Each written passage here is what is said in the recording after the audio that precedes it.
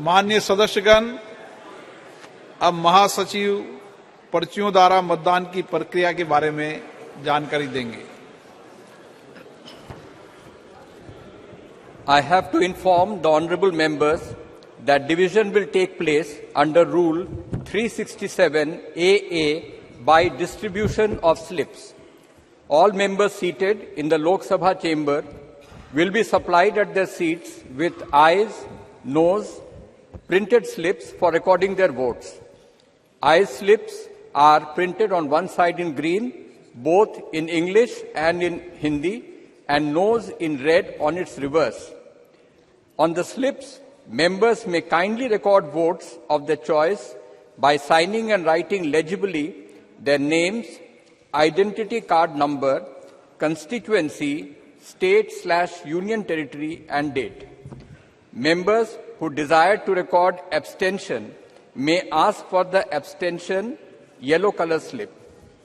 Immediately after recording one's vote, each member should pass on the slip to the division officials who will come to their seat to collect the same for handing over to the officers at the table. Members are requested to fill in only one slip for division. Members are also requested not to leave their seats till the slips are collected by the division officials.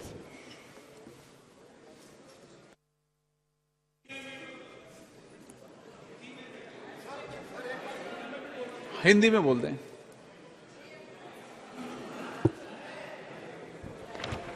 मुझे माननीय सदस्यों को सूचित करना है कि नियम 367 क के अंतर्गत पर्चियों के वितरण द्वारा मत विभाजन किया जाएगा। लोकसभा कक्ष में बैठे सभी सदस्यों को अपने मतों को अभिलिखित कराने के लिए मुद्रित हाँ/ना पर्चियां उनके स्थानों पर उपलब्ध कराई जाएंगी। पर्ची के एक तरफ हरे रंग में हाँ और दूसरी तरफ लाल रंग में ना अंग्रेजी और हिंदी दोनों भाषाओं में मुद्रित हैं।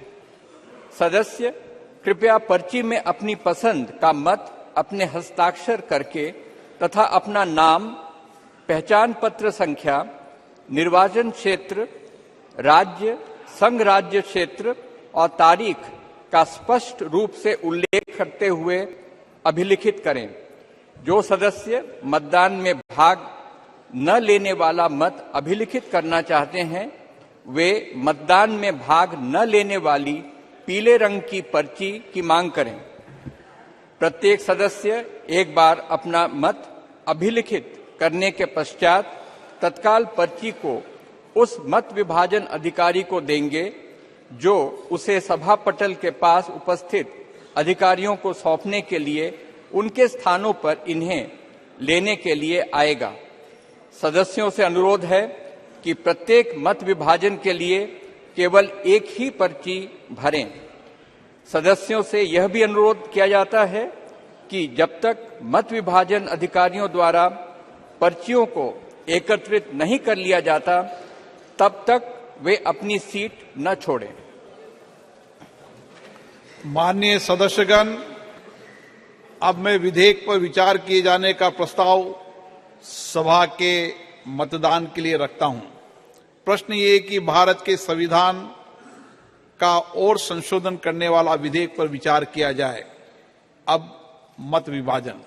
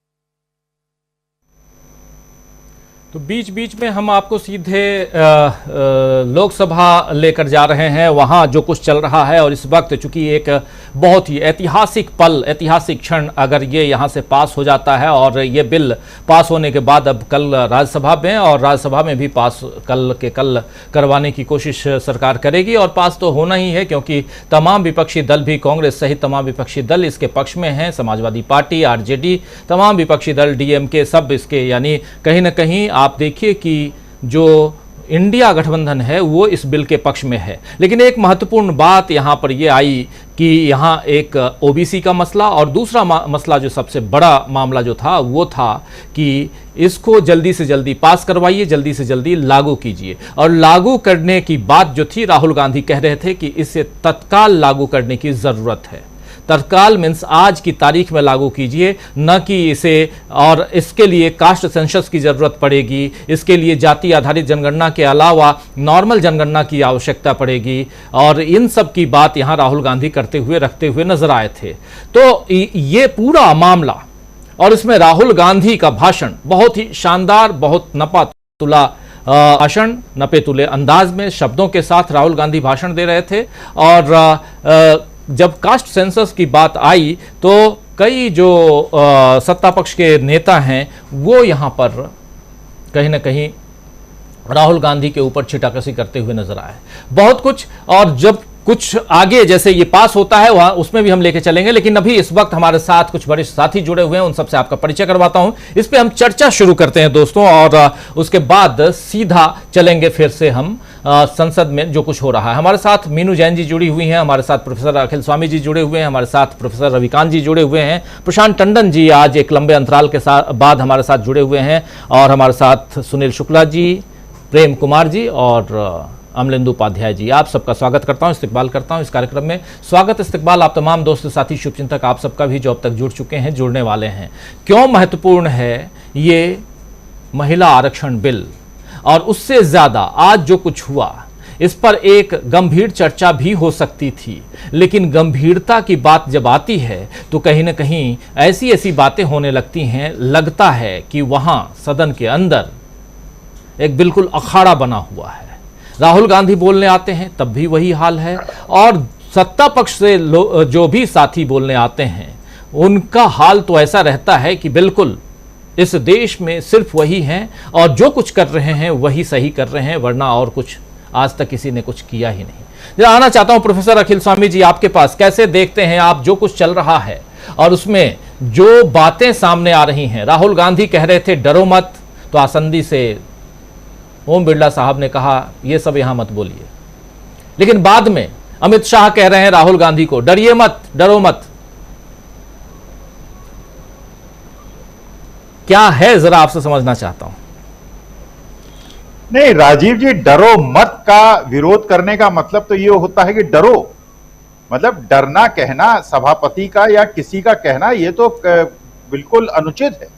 देखिए राहुल गांधी ने जो बात कही ये तो बिल्कुल सही बात है। संसद की परिभाषा पूरी नहीं होती अगर माननीय राष्ट्रपति वहां नहीं होता, और क्योंकि राष्ट्रपति जो हैं वो एक प्रकार की संसद की डेफिनेशन का पार्ट है, और द्रौपदी मुर्मू जी का वहां ना होना क्योंकि वो हमारी सिरमौर हैं। प्रधानमंत्री भी जो काम करते हैं वो राष्ट्रपति की अनुमति से करते हैं, जो भी अपॉइंटमेंट्स भी होते हैं वो राष्ट्रपति की अनुमति से होते हैं। तो वो हमारा प्रतीक हैं, हमारा अभिमान है, हमारा अहंकार है। उनको अगर आपने इससे संसद उससे पूरा बाहर किया तो एक प्रकार से मुझे ऐसा लगता है कि आदिवासी समाज का अपमान हुआ। खैर, दूसरा आप ये देखिए जो सदस्यों को वहां पे संविधान की प्रति दी गई, उस प्रति में जो शब्द है हमारे देश के सेकुलरिज्म का और सोशलिज्म का, उसका उल्लेख नहीं किया गया। जब पूछा गया तो उन्होंने बताया कि हमने ओरिजिनल संविधान इन लोगों के हाथ में दिया। ओरिजिनल संविधान देने की आपको कोई अनुमति नहीं है, क्योंकि जब अमेंडमेंट्स हो गए तो आज जो संविधान लागू है वो है। और जब इसको आप, इसका मतलब ये है आप समाजवाद को देश की परिभाषा से निकालना चाहते हैं। अगर आप समाजवाद को देश की परिभाषा से निकालना चाहते हैं, इसका मतलब ये है आप पूंजीवाद को स्थापित करना चाहते हैं। आप अडानी और जो ये आरोप लग रहे हैं कि देश के 2% लोगों को देश की सारी संपत्ति सौंप रहे हैं और 98% लोगों को गरीब बना रहे हैं, इसीलिए क्या आपने समाजवाद को इस संविधान की परिभाषा से हटाया? देखिए ये, और एक राहुल गांधी ने आज एक बहुत अच्छी बात राजीव जी और कही। राहुल गांधी ने कहा कि कांग्रेस के पिछले 60 साल के अगर आप इतिहास देखें, सत्ता का विकेंद्रीकरण करके उसको जनता को सौंपा गया था, और पिछले 9 साल में सत्ता को, शक्ति को जनता से वापस लेके सरकार को सौंपा गया है।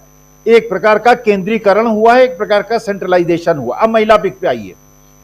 ये चाहते थे, मेरे ख्याल से सत्ता पक्ष ये चाहता था, क्योंकि उन्हें पता था कि सपा और बसपा और आरजेडी ऐसी पार्टियां हैं जो कि रिजर्वेशन की बात करेंगे। वो चाहता था कि इंडिया अलायंस दो फाड़ हो जाए। हुआ उल्टा।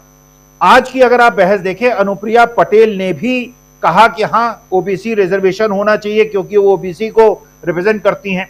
उमा भारती ने खुलेआम कहा कि ये रिजर्वेशन हमें स्वीकार नहीं, ओबीसी रिजर्वेशन होना चाहिए। तो जहां वो इंडिया अलायंस में दो फाड़ कराना चाहते थे, एनडीए अलायंस में दो फाड़ हो गई। और देखिए ये बात बिल्कुल स्पष्ट है राजीव जी, ऐतिहासिक दिन है, महिलाओं को आरक्षण मिलना चाहिए, और ये आरक्षण मिलना एक देश के लिए शुभ संकेत है। भारत पूरे विश्व में एक पहला कदम उठा रहा है, लेकिन इसको तुरंत इंप्लीमेंट होना चाहिए। जो सोनिया जी ने कहा, जो राहुल गांधी ने कहा, बाकी विपक्षी दलों ने कहा, तो एक तरफ वो दल है जो कहता है कि ओबीसी को, माइनॉरिटीज को भी रिप्रेजेंटेशन मिलना चाहिए और ये तुरंत इंप्लीमेंट होना चाहिए, और दूसरी तरफ वो सत्ता पक्ष है जो कहता है कि नहीं, हम ओबीसी को, माइनॉरिटीज को रिप्रेजेंटेशन नहीं देंगे, और ये 15-20 साल तक भी अगर इंप्लीमेंट ना हो पाया, क्योंकि मायावती ने जो स्टेटमेंट दिया है, उन्होंने कहा ये कोई वो नहीं है कि 6-7 साल में इंप्लीमेंट हो जाएगा, हो सकता है 15 साल इंप्लीमेंट ना हो, क्योंकि ये इसमें एक कंडीशन है कि जब भी ये 5 साल के बाद इसका रोटेशन होगा सीटों का, उसके पहले फिर डिलिमिटेशन की आवश्यकता होगी।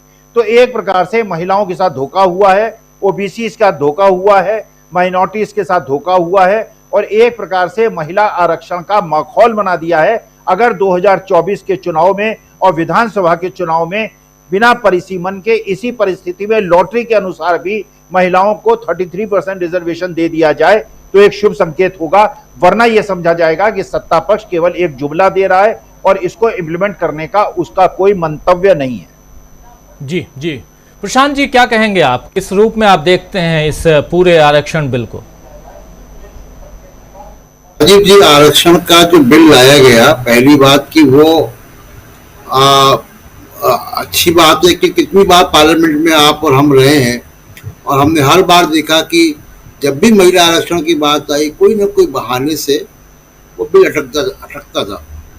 इस बार उम्मीद है कि शायद पास हो जाए, लेकिन वही है कि वो आरक्षण मिल रहा है, लेकिन उसके बाद उसमें कितनी पेच है कि सेंसस होगा, डिलिमिटेशन होगा, ये होते होते बरसों लग जाएंगे, पहली बात। दूसरी बात कि सेंसस भी अगर उसमें ओबीसी का करना है, उसी में 33% में ओबीसी महिलाओं का भी करना है SC ST के साथ, तो जाहिर सी बात है कि फिर कास्ट सेंसस कराना पड़ेगा, क्योंकि ओबीसी की गिनती आखिरी बार 1931 में हुई थी। मंडल कमीशन की सिफारिशें 1931 के सेंसस में है। पहली बार इतिहास में ऐसा हुआ है कि सेंसस ही नहीं हुआ है। 2021 का सेंसस अभी तक नहीं हुआ है जी। और वो लगता है कि नहीं कि मुझे मोदी सरकार अपने कार्यकाल में वो सेंसस करा भी पाएगी।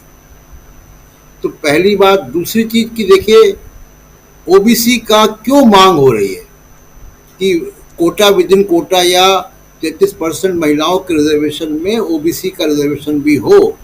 उसकी वजह क्या है कि देखिए, जो सामाजिक पिछड़ापन का शिकार रहा है वंचित समाज, उसकी महिलाएं आगे उतना नहीं आ पाई हैं जितना कि सवर्ण समाज की महिलाएं हैं।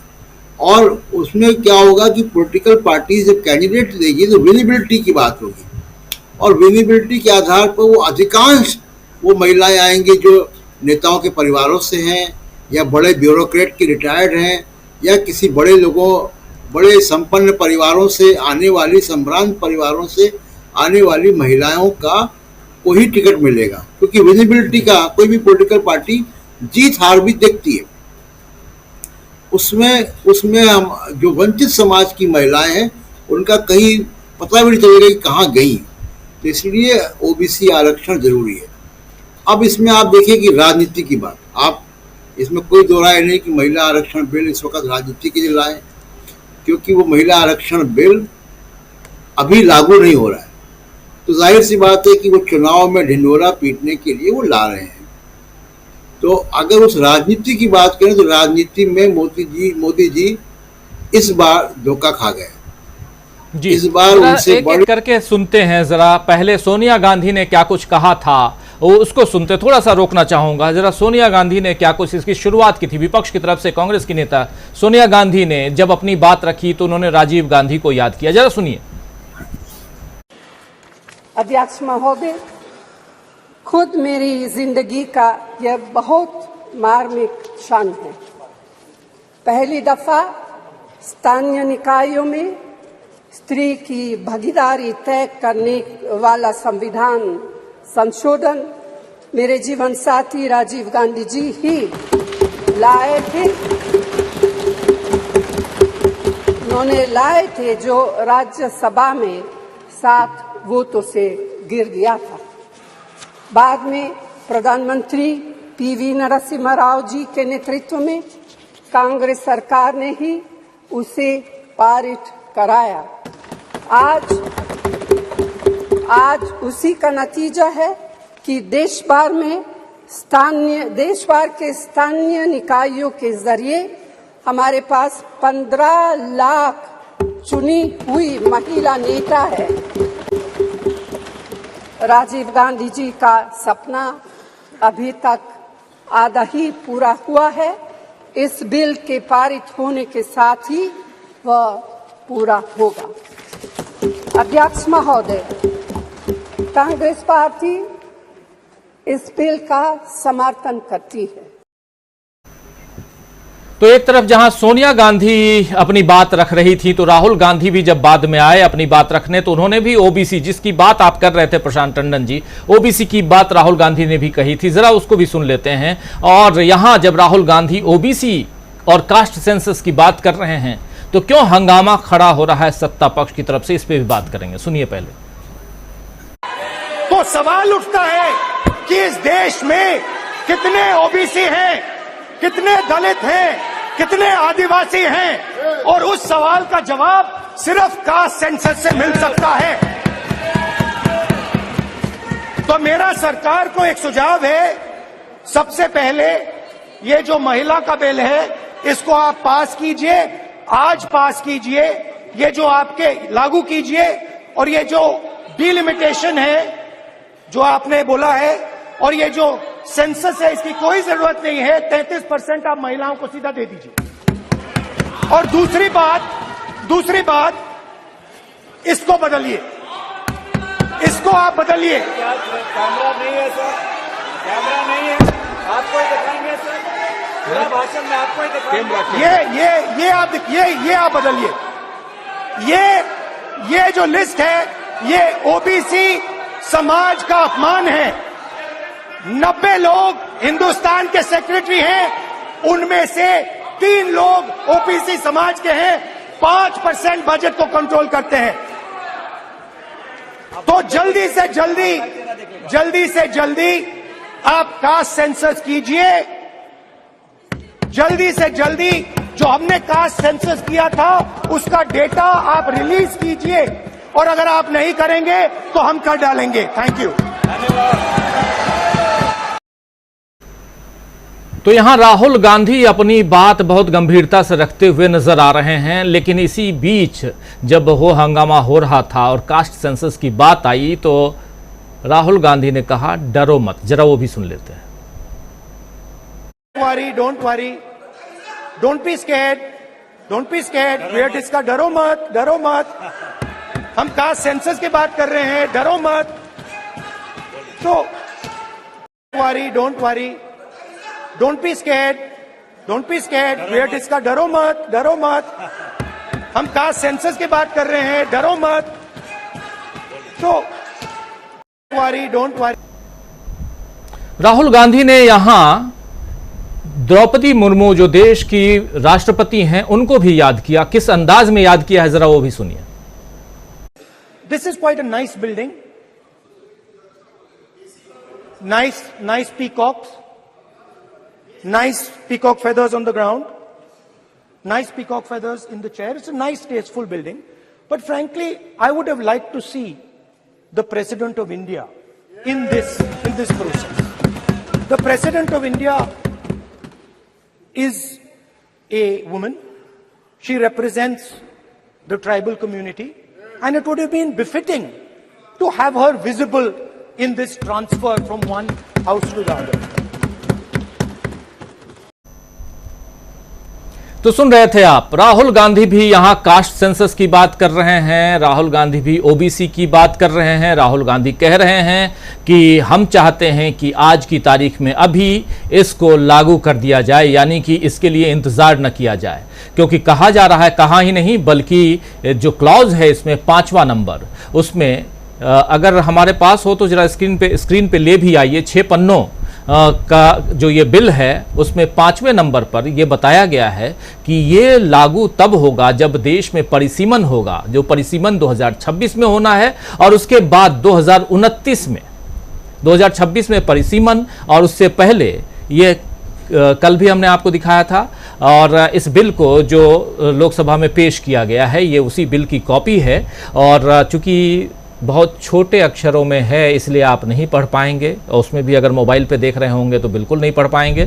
लेकिन इसमें जो कहा गया है इस बिल में दोस्तों, यही कहा गया है कि परिसीमन के बाद, परिसीमन 26 में होना है, जो बात यहां प्रशांत टंडन जी कह रहे हैं। जी प्रेम कुमार जी कुछ जोड़ रहे हैं। जी प्रेम कुमार, पास हो गया है 454 के स्कोर से 2/3 बहुमत से, तो मैं खबर ब्रेक कर रहा हूं। जी बिल्कुल बिल्कुल, जरा सीधे चलते भी हैं, जरा क्या कुछ चल रहा है पार्लियामेंट में जरा उसको देख लेते हैं, उसको भी देख लेते हैं और फिर हमारे तमाम साथियों के बीच आते हैं। तो एक 2/3 से ज्यादा बहुमत से ये बिल पास हो चुका है लोकसभा में, और अब कल राज्यसभा में जाएगा। कल इस विशेष सत्र का तीसरा दिन, चौथा दिन है, तीसरा नहीं बल्कि चौथा दिन है, परसों आखिरी दिन। जरा चलिए लोकसभा। इसमें किसी भी सदस्य को संशय करने की जरूरत नहीं है। नियरली शब्द प्रयोग केवल और केवल जहां 1/3 का भागाकार नहीं होता है वो संख्या के लिए रखा गया है, और ये भी डिलिमिटेशन कमीशन तय करेगी, गवर्नमेंट नहीं तय करेगी। तो कृपया आपका संशोधन आप वापिस ले, ऐसा मेरा निवेदन है। Subject to that clarification, I am withdrawing the amendment. Okay.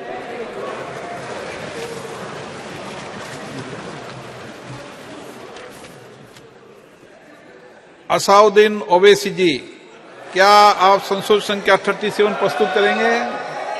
Sir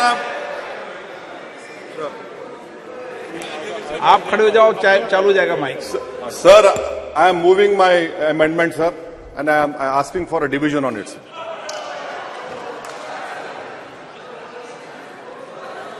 आपके पक्ष में कोई नहीं है। अल्लाह, ओके। प्रश्न ये कि संशोधन संख्या 37 को स्वीकृत किया जाए। जो इसके पक्ष में हाँ कहें, जो सदस्य विरोध में ना कहें।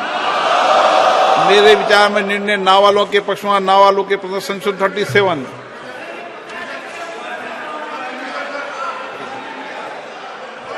लोबियां पहले से खाली, अब खंड 2 को सभा के मतदान के लिए रखता हूं।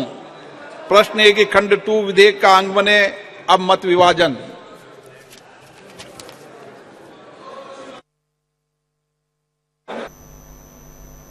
तो अभी ये चर्चा जारी है और अभी फाइनल रिजल्ट आना बाकी है। आना चाहता हूं मीनू जी पहले आपके पास, फिर आता हूं तमाम साथियों के पास में। मीनू जी, अभी वोटिंग जारी है, कुछ संशोधन पे बातचीत चल रही है और फाइनल वोटिंग अभी होना बाकी है, और जैसे जैसे ये खबरें आएंगी हम आप तक बीच बीच में लाइव पहुंचाएंगे जरूर, क्योंकि एक ऐतिहासिक दिन है और इसमें राहुल गांधी जो बात कह रहे थे, अचानक राहुल गांधी के बोलने की बात आई, और वो भी इसलिए क्योंकि जैसा मैं समझ पा रहा हूं मीनू जी कि स्मृति ईरानी कह रही थी कि पीठ दिखा के भाग गए, बाहर कह रही थी, और खैर वो प्रोवोक करती हैं, उनका लहजा भी वैसा है।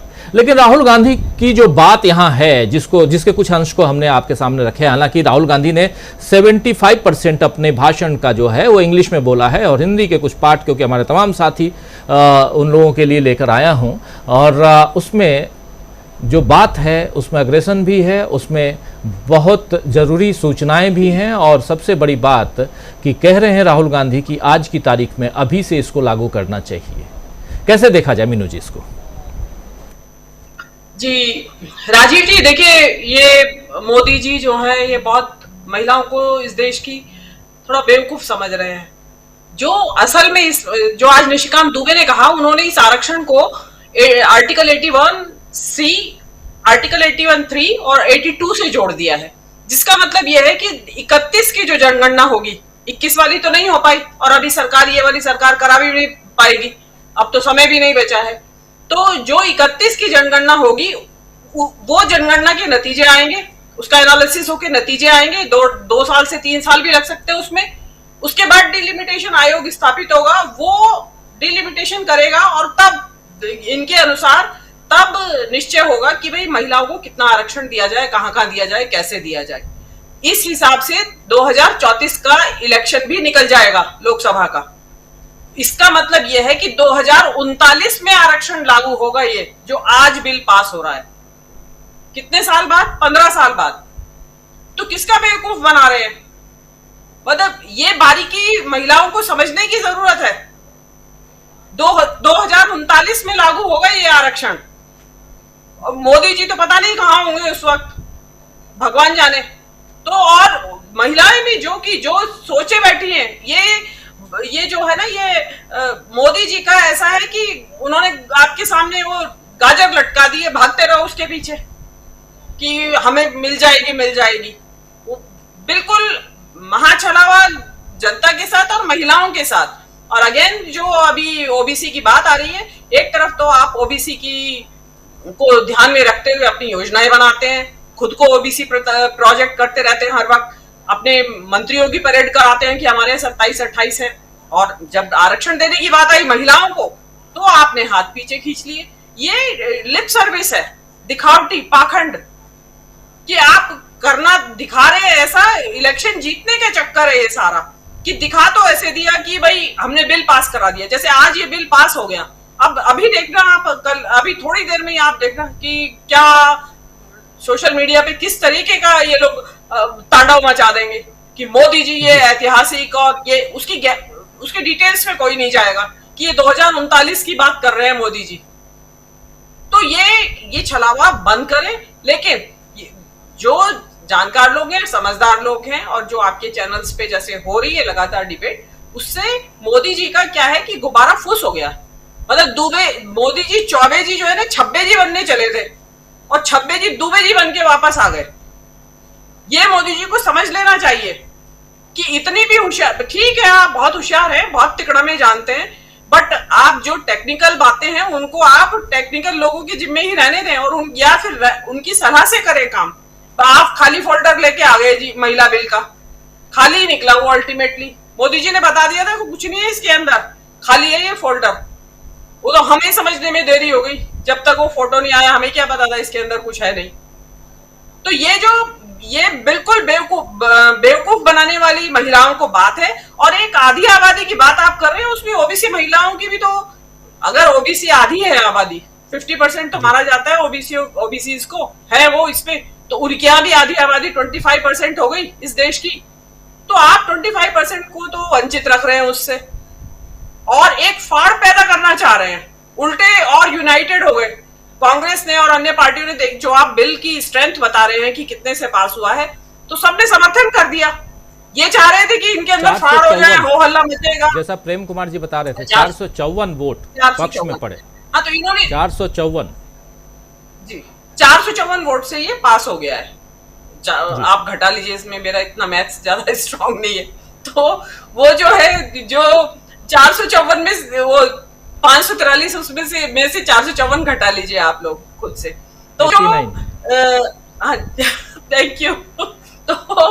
तो ये जो इन्होंने जो कुछ कह रहे हैं प्रेम कुमार जी, कुछ जो है जी प्रेम कुमार जी।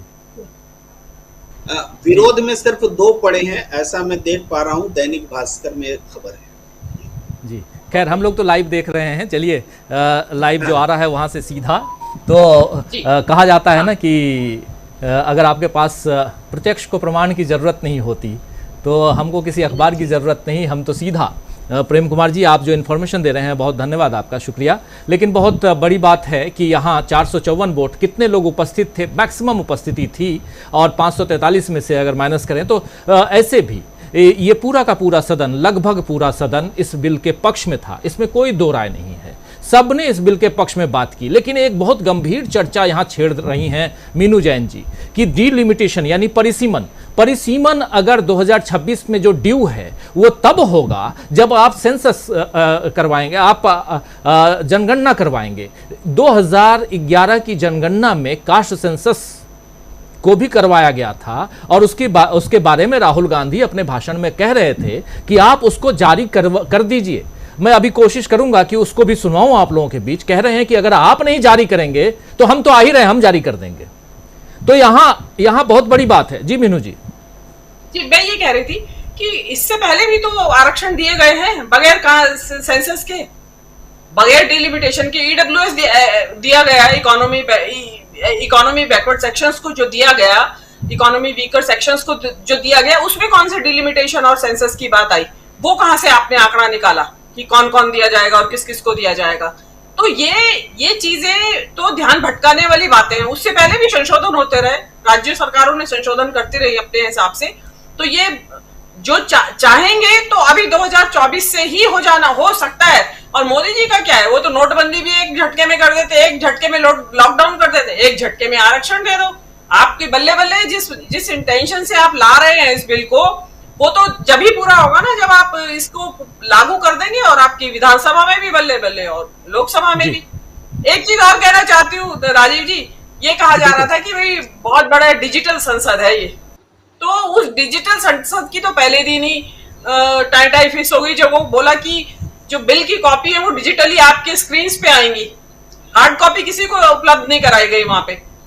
ये इर्रेस्पेक्टिव की लोगों को, किसी को आप कोई टैक्स हैवी है या नहीं है सांसद, तो पहले दिन तो वहां हो गया। और आज आपने बताया कि पर्ची से हो रहा है वो वोटिंग, तो इतनी पर्ची से वोटिंग हुई है, पर्ची से वोटिंग हुई। मजेदार तथ्य यहाँ ये है कि 454 वोट जो पड़े हैं प्रेम कुमार जी, 456 लोग ही थे सदन में, और दो लोगों ने विरोध में वोट डाले हैं, और 456 टोटल। हम 543 तो गिन रहे थे, लेकिन 456 लोगों में 454, आप समझ सकते हैं कि 99% लोगों ने, उससे भी ज़्यादा लोगों ने इसके पक्ष में वोट किए। तो कोई इसके खिलाफ नहीं है। महिला आरक्षण के पक्ष में लगातार यूपीए सरकार भी चाहती थी। लेकिन सबसे बड़ा सवाल यहां जरा आना चाहता हूं सुनील जी आपके पास। पहले सुनील जी, आरक्षण के विरोध में पार्टी के लोग हमेशा बात करते रहे हैं। आप याद कीजिए, आरएसएस के मुखिया भी आरक्षण के विरोध में बात कर चुके हैं। उस पार्टी को अचानक, जरा इसके अब पॉलिटिकल पहलू को समझने की कोशिश करते हैं। लोकसभा में यह बिल पास हो गया है और महिलाओं को बहुत शुभकामनाएं, और ये होना भी चाहिए, और इसके बाद राज्यसभा में भी ढोल नगाड़े के साथ ये पास होना चाहिए। बिल्कुल, पर्सनली हम लोग भी इसके पक्ष में हैं, यहां हमारे तमाम साथी भी पक्ष में हैं जो आप स्क्रीन पे देख रहे हैं दोस्तों। लेकिन बात यहां दूसरी है कि इसके आज क्यों जरूरत पड़ी, और इस पिछले 9.5 साल में कभी भी इसकी चिंता क्यों नहीं की गई, जबकि इस 9.5 साल के दरमियान कई बार ऐसी बातें आई कि आरक्षण को ही खत्म कर देंगे। बिहार इलेक्शन के समय आप मोहन भागवत के उस बयान को याद कीजिए सुनील शुक्ला जी। हालांकि अब फिर आरक्षण के पक्ष में बात कर रहे थे, अब समझ में आ रहा है कि आरक्षण के पक्ष में क्यों बात हो रही थी। तो इसके मायने समझने की कोशिश कल भी कर रहे थे, आज भी करना चाहता हूं। इसके क्या मायने हैं और आने वाले समय में इसका फायदा क्या बीजेपी को मिल सकता है, चुनावी फायदा जब चुनाव में जाएगी। इसलिए तो लाई है कि 6 महीने पहले चुनाव से 6 महीने पहले लाकर, और जैसा मीनू जी कह रही हैं कि सोशल मीडिया पर अब ढोल नगाड़े के साथ में गाएंगे, अच्छी बात है। सोनिया गांधी कह रही थी कि मेरी भावनाओं से जुड़ा हुआ यह बिल है, मेरे जीवन साथी राजीव गांधी लेकर आए थे, सोनिया गांधी ने कहा, और बिल्कुल भावनात्मक रूप से और भावुक होकर के उन्होंने कहा। तो ये कई लोगों के साथ जुड़ा हुआ है। स्वामी जी अपनी बात रख रहे थे, वो भी कह रहे थे कि होना चाहिए, तो कौन नहीं है कि जो इसके पक्ष में नहीं होगा। सवाल यही है कि आखिर इस वक्त क्यों आप पहले करते, उससे पहले आप जनगणना करवाते, आपने 2021 के जनगणना को आगे बढ़ाया नहीं, करवाया ही नहीं। और जैसा मीनू जी कह रही हैं कि अगर 21 में नहीं किए, 10 साल आप बढ़ा देंगे, 31 में जाएंगे, तो फिर परिसीमन कब करेंगे, 26 के परिसीमन को कब करेंगे, और 26 में क्या परिसीमन करने वाले हैं। आज साउथ इंडिया के जो रिप्रेजेंटेटिव थे, यहाँ पे जो सांसद थे, कनिमोजी से लेकर तमाम लोगों ने, उन लोगों ने भी कहा कि साउथ इंडिया इससे वंचित रहने वाला है। वो दिखाई दे रहा है क्योंकि आप जनगणना नहीं करवा रहे हैं। किस आधार पे आप इसको लेके आएंगे? बहुत सारी बातें हुई। राहुल गांधी ने कहा कि आप पहले उस कास्ट सेंसस को जिसको यूपीए की सरकार करवाई थी 2011 में, उसको रिलीज तो कर दीजिए। चलिए उसी आधार पर इसको ले आइए, लेकिन लेकर आइए। सुनील शुक्ला जी। धन्यवाद राजीव जी। अगर आपको इस आरक्षण को 2039 में लागू करना था तो आज आपको विशेष सत्र बुलाने की आवश्यकता थी, इस बिल को लाने की आवश्यकता थी।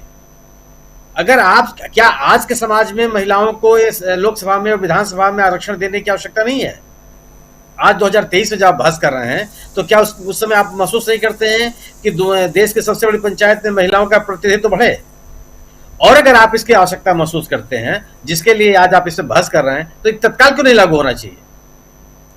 और अगर मैं मान लेता हूं कि परिसीमन के बाद आप लोकसभा में और विधानसभाओं में के चुनाव में इसको लागू कर सकते हैं, इस बिल में तो विधान परिषद और राज्यसभा में आरक्षण की बात ही नहीं है। क्यों नहीं उसमें किया जाना चाहिए? और अगर आपके मंशा संसद में आरक्षण देने की होती तो आप विधान परिषदों में और राज्यसभा में तो तत्काल लागू कर देते। उसमें तो परिसीमन की आवश्यकता नहीं है। उसे विधान संसदीय क्षेत्रों का कोई परिसीमन नहीं होना है। जो वर्तमान संख्या है उस संख्या में आप इनको आरक्षण दे दीजिए और विधान परिषदों में और राज्यसभा में उसकी भरपाई कर लीजिए। अगर आप आरक्षण की बात कीजिए, इस देश में सबसे पहले पंचायतों में आरक्षण किस सरकार ने दिया? कर्नाटक की सरकार ने दिया 1985 में। किसकी सरकार थी? रामकृष्ण हेगड़े की सरकार थी, भाजपा उसमें नहीं थी। पंचायतों में ही जब प्रतिनिधित्व देने की बात आई तो कौन सरकार उस प्रस्ताव को लेकर के आई? कांग्रेस के नेता राजीव गांधी लेकर के आए और कांग्रेस की सरकार ने उसको लागू किया। जिस संशोधन की बात हम आप करते हैं, जिसका आज सोनिया गांधी ने उल्लेख किया कि आज 15 लाख निर्वाचित महिला प्रतिनिधि हैं। उसके बाद आप आगे इस महिलाओं को लोकसभा में या और विधानसभाओं में आरक्षण देने का सबसे पहले किस ने निजी प्रस्ताव लाया था? श्रीमती प्रमिला दंडवते ने। किस पार्टी के नेता थे वो? 1996 में। और आज तक क्या करते रहे आप? भारतीय जनता पार्टी यह नहीं कह सकती है कि सब कुछ कांग्रेस की गलती है। 20 साल से भारतीय जनता पार्टी इस देश की सरकार में है। 20 साल में आपने महिलाओं को आरक्षण देने की लोकसभा में विधानसभा में क्या किया? जब सरकार में थे तब आपने क्या किया, और जब सरकार में नहीं थे, विपक्ष में थे, कौन सा आपने आंदोलन किया? आज इस देश में अगर ये हालात बन रहे हैं कि महिलाओं को देश की सबसे बड़ी पंचायत में आरक्षण मिलना चाहिए, तो इसके लिए महिला संगठन जिम्मेदार है। उन्होंने आंदोलन चलाया, बड़े बड़े जुलूस निकाले, रैलियां की, सभाएं की। भारतीय जनता पार्टी ने क्या किया? भारतीय जनता पार्टी अपना कोई एक राजनीतिक कार्यक्रम बतावे जिससे कि वह दोनों विधानसभाओं में और लोकसभा में महिलाओं का प्रतिनिधित्व बढ़ाने के लिए कोई कार्य योजना, कोई रणनीति, कोई राजनीति करने की बात कर रही है। आज जब इसको आप लेकर के भी, और आप आरक्षण की बात क्यों करते हैं? आरक्षण केवल है कि जो सामाजिक रूप से, आर्थिक रूप से, शैक्षणिक रूप से पिछड़े हैं उनको प्रतिनिधित्व दिया जाए, केवल इसी बात के लिए तो आरक्षण है। और अगर इस आरक्षण में ऐसे वर्गों का उल्लेख नहीं होता तो आरक्षण किस बात की? तो न तो आप आरक्षण आज देना चाहते हैं, न कल देना चाहते हैं, न 2 साल बाद देना चाहते हैं, न 4 साल बाद देना चाहते हैं, न 5 साल बाद देना चाहते हैं, केवल चर्चा करना चाहते हैं। दूसरी चीज, 10 साल बाद जिसका प्रस्ताव भी आप कर रहे हैं उसमें उस वर्ग का उल्लेख नहीं कर रहे हैं जिसको आरक्षण की आवश्यकता है। अगर आप ओबीसी वर्ग के आरक्षण का उल्लेख आप नहीं करते तो फिर आरक्षण किस बात के लिए?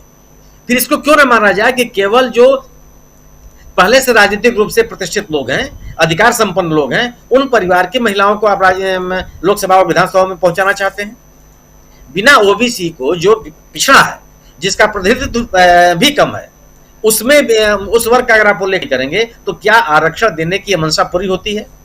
जी। आप चुनावों में टिकट देने की बात कर लीजिए। भारतीय जनता पार्टी और कांग्रेस की अगर आप तुलना करेंगे तो भारतीय जनता पार्टी की तुलना में कांग्रेस ने ज्यादा महिलाओं को टिकट दिया है विभिन्न चुनाव में, चाहे लोकसभा का चुनाव रहा हो चाहे विधानसभाओं का चुनाव रहा। आप अपने संगठन की स्थिति आप देख लीजिए, आपने जो राज्यसभा में मनोनयन किए हैं उनमें स्थिति आप देख लीजिए। अगर सवाल इस बात का है कि अगर ये इसको राजनीतिक जुमला क्यों न कहा जाए, अगर आपको आरक्षण देना होता तो पिछले 9.5 वर्षों से आप इस देश की सत्ता में हैं। 2014 में आपने कहा था, प्रधानमंत्री मोदी जी ने कहा था 2014 में कि लोकसभा में महिलाओं का आरक्षण मिलना चाहिए। 2014 से लेकर 2023 बीत गया, कौन सी तैयारी की आपने? और बिना किसी तैयारी के अगर आप आरक्षण की बात करते हैं तो क्यों ना चुनावी जुमला है? क्यों, कैसे मान लिया जाए कि आप सशक्तिकरण करना ही चाहते हैं? और अगर आप सशक्तिकरण, जो आज स्थिति क्या है कि यह सरकार महिलाओं के उत्पीड़न के आरोप से घिरी हुई है। आज लोकसभा में सवाल उठा कि ब्रजभूषण शरण सिंह लोकसभा में बैठे हुए हैं और इनके खिलाफ महिला खिलाड़ियों ने क्या आरोप लगाए और सरकार ने क्या किया? जिसके खिलाफ इतने गंभीर आरोप लगे हों, सरकार उस सदस्य अपने पार्टी के नेता का बचाव करती नजर आई। मणिपुर में महिलाओं की क्या स्थिति है? आप केवल बात करने से आप सोचते हैं कि इसका लाभ मिल जाएगा, कैसे मिल सकता है? जो लाभ मेरे तक नहीं पहुंचा, उत्पीड़न की घटनाएं सबके सामने है। महिलाओं के सम्मान के प्रति पार्टी का नजरिया क्या है वो सबके सामने है। लोग उसको महसूस कर रहे हैं। जो घटनाएं उनके सामने हो रही हैं, असर उसका ज्यादा होगा कि जो केवल बात हो रही है उसका असर ज्यादा हो जाएगा। आप किसी मीडिया पर कितनी भी चर्चा कर लीजिए, तो यह केवल और केवल एक तरह का धोखा है। लोगों को एक तरह का भुलावे में रखने की कोशिश है। काम नहीं करना है, काम की चर्चा करनी है। सवाल यह है कि अगर ये महत्वपूर्ण बिल है, सही, अगर ये सदन का, ये पूरे देश की जनता का प्रतिनिधित्व करता है कि महिलाओं का प्रतिनिधित्व बढ़े, निर्णय लेने की प्रक्रिया में उनकी भागीदारी बढ़े, लेकिन यह आवश्यकता आज भी है, तत्काल है। और इस आवश्यकता की बात आप 10 साल बाद पूरी करेंगे और आप इसका राजनीतिक लाभ भी ले जाएंगे। क्या ये इस देश की जनता इसको समझती नहीं है क्या? ये संभव नहीं है। केवल और केवल एक राजनीतिक जुमला साबित हुआ भारतीय जनता पार्टी का। सवाल ही नहीं कि आप इस बिल पर चर्चा करने, और राहुल गांधी ने सही कहा कि अगर आप महिलाओं के सम्मान के प्रति, समाज के अंतिम पायदान में बैठे हुए लोगों के प्रति इतने संवेदनशील होते तो पुराने भवन से नए भवन में आने के समय जो एक प्रोसेसन आया उसका लीड नेतृत्व राष्ट्रपति जी ने क्यों नहीं किया? महिला है, वो आदिवासी महिला है, समाज के सबसे पिछड़ा वर्ग से आती हैं, और कितना गौरव होता है इस देश का। दुनिया के पैमाने पर हमारी प्रतिष्ठा क्या होती। तो जो सवाल है कि आप आरक्षण देने की केवल चर्चा करना चाहते हैं, और ये कल जो बात हो रही है कि 2029, कैसे 2029 में हो जाएगा ये? न तो अगर आप जातिगत जनगणना के पक्ष में नहीं है और आप महिलाओं का आरक्षण देना चाहते हैं, किस बिना पर दे देंगे आप? क्या दोनों चीजें एक साथ लिंक नहीं है? जनगणना आप कराएंगे नहीं, जो जनगणना 2021 में हो जानी चाहिए 2023 से उसकी चर्चा नहीं है, और अगर आज भी चर्चा शुरू हो जाएगी तो हो नहीं सकता अगले चुनाव के पहले तक। तो न जनगणना आप कराएंगे जिसके सामने आपके पास तथ्य हो, न जातीय जनगणना कराएंगे जिससे ये पता चले कौन सी जातियां कितनी हैं और कितनी पिछड़ी हुई हैं, उसकी बात भी आप नहीं करेंगे, और आप आरक्षण देने की बात करने लगेंगे। क्या बिना तैयारियों के संभव है? बिल्कुल आप सही कह रहे हैं। जरा राहुल गांधी का जो बयान है जिसमें ओबीसी कास्ट सेंसस की जो बात कर रहे हैं, और आखिर में कह रहे हैं कि आप हमने जो जनगणना करवाई थी उसको आप, कास्ट सेंसस जो हमने करवाया था उसको आप रिलीज कीजिए, और ये ज़रूरत नहीं है कि आप यहाँ जनगणना करवाइए ही, आप 1/3 महिलाओं को आज से, अभी से आरक्षण लागू कर दीजिए। जब आप जनगणना करवाएंगे तब करवाएंगे। जरा सुनते हैं राहुल गांधी को।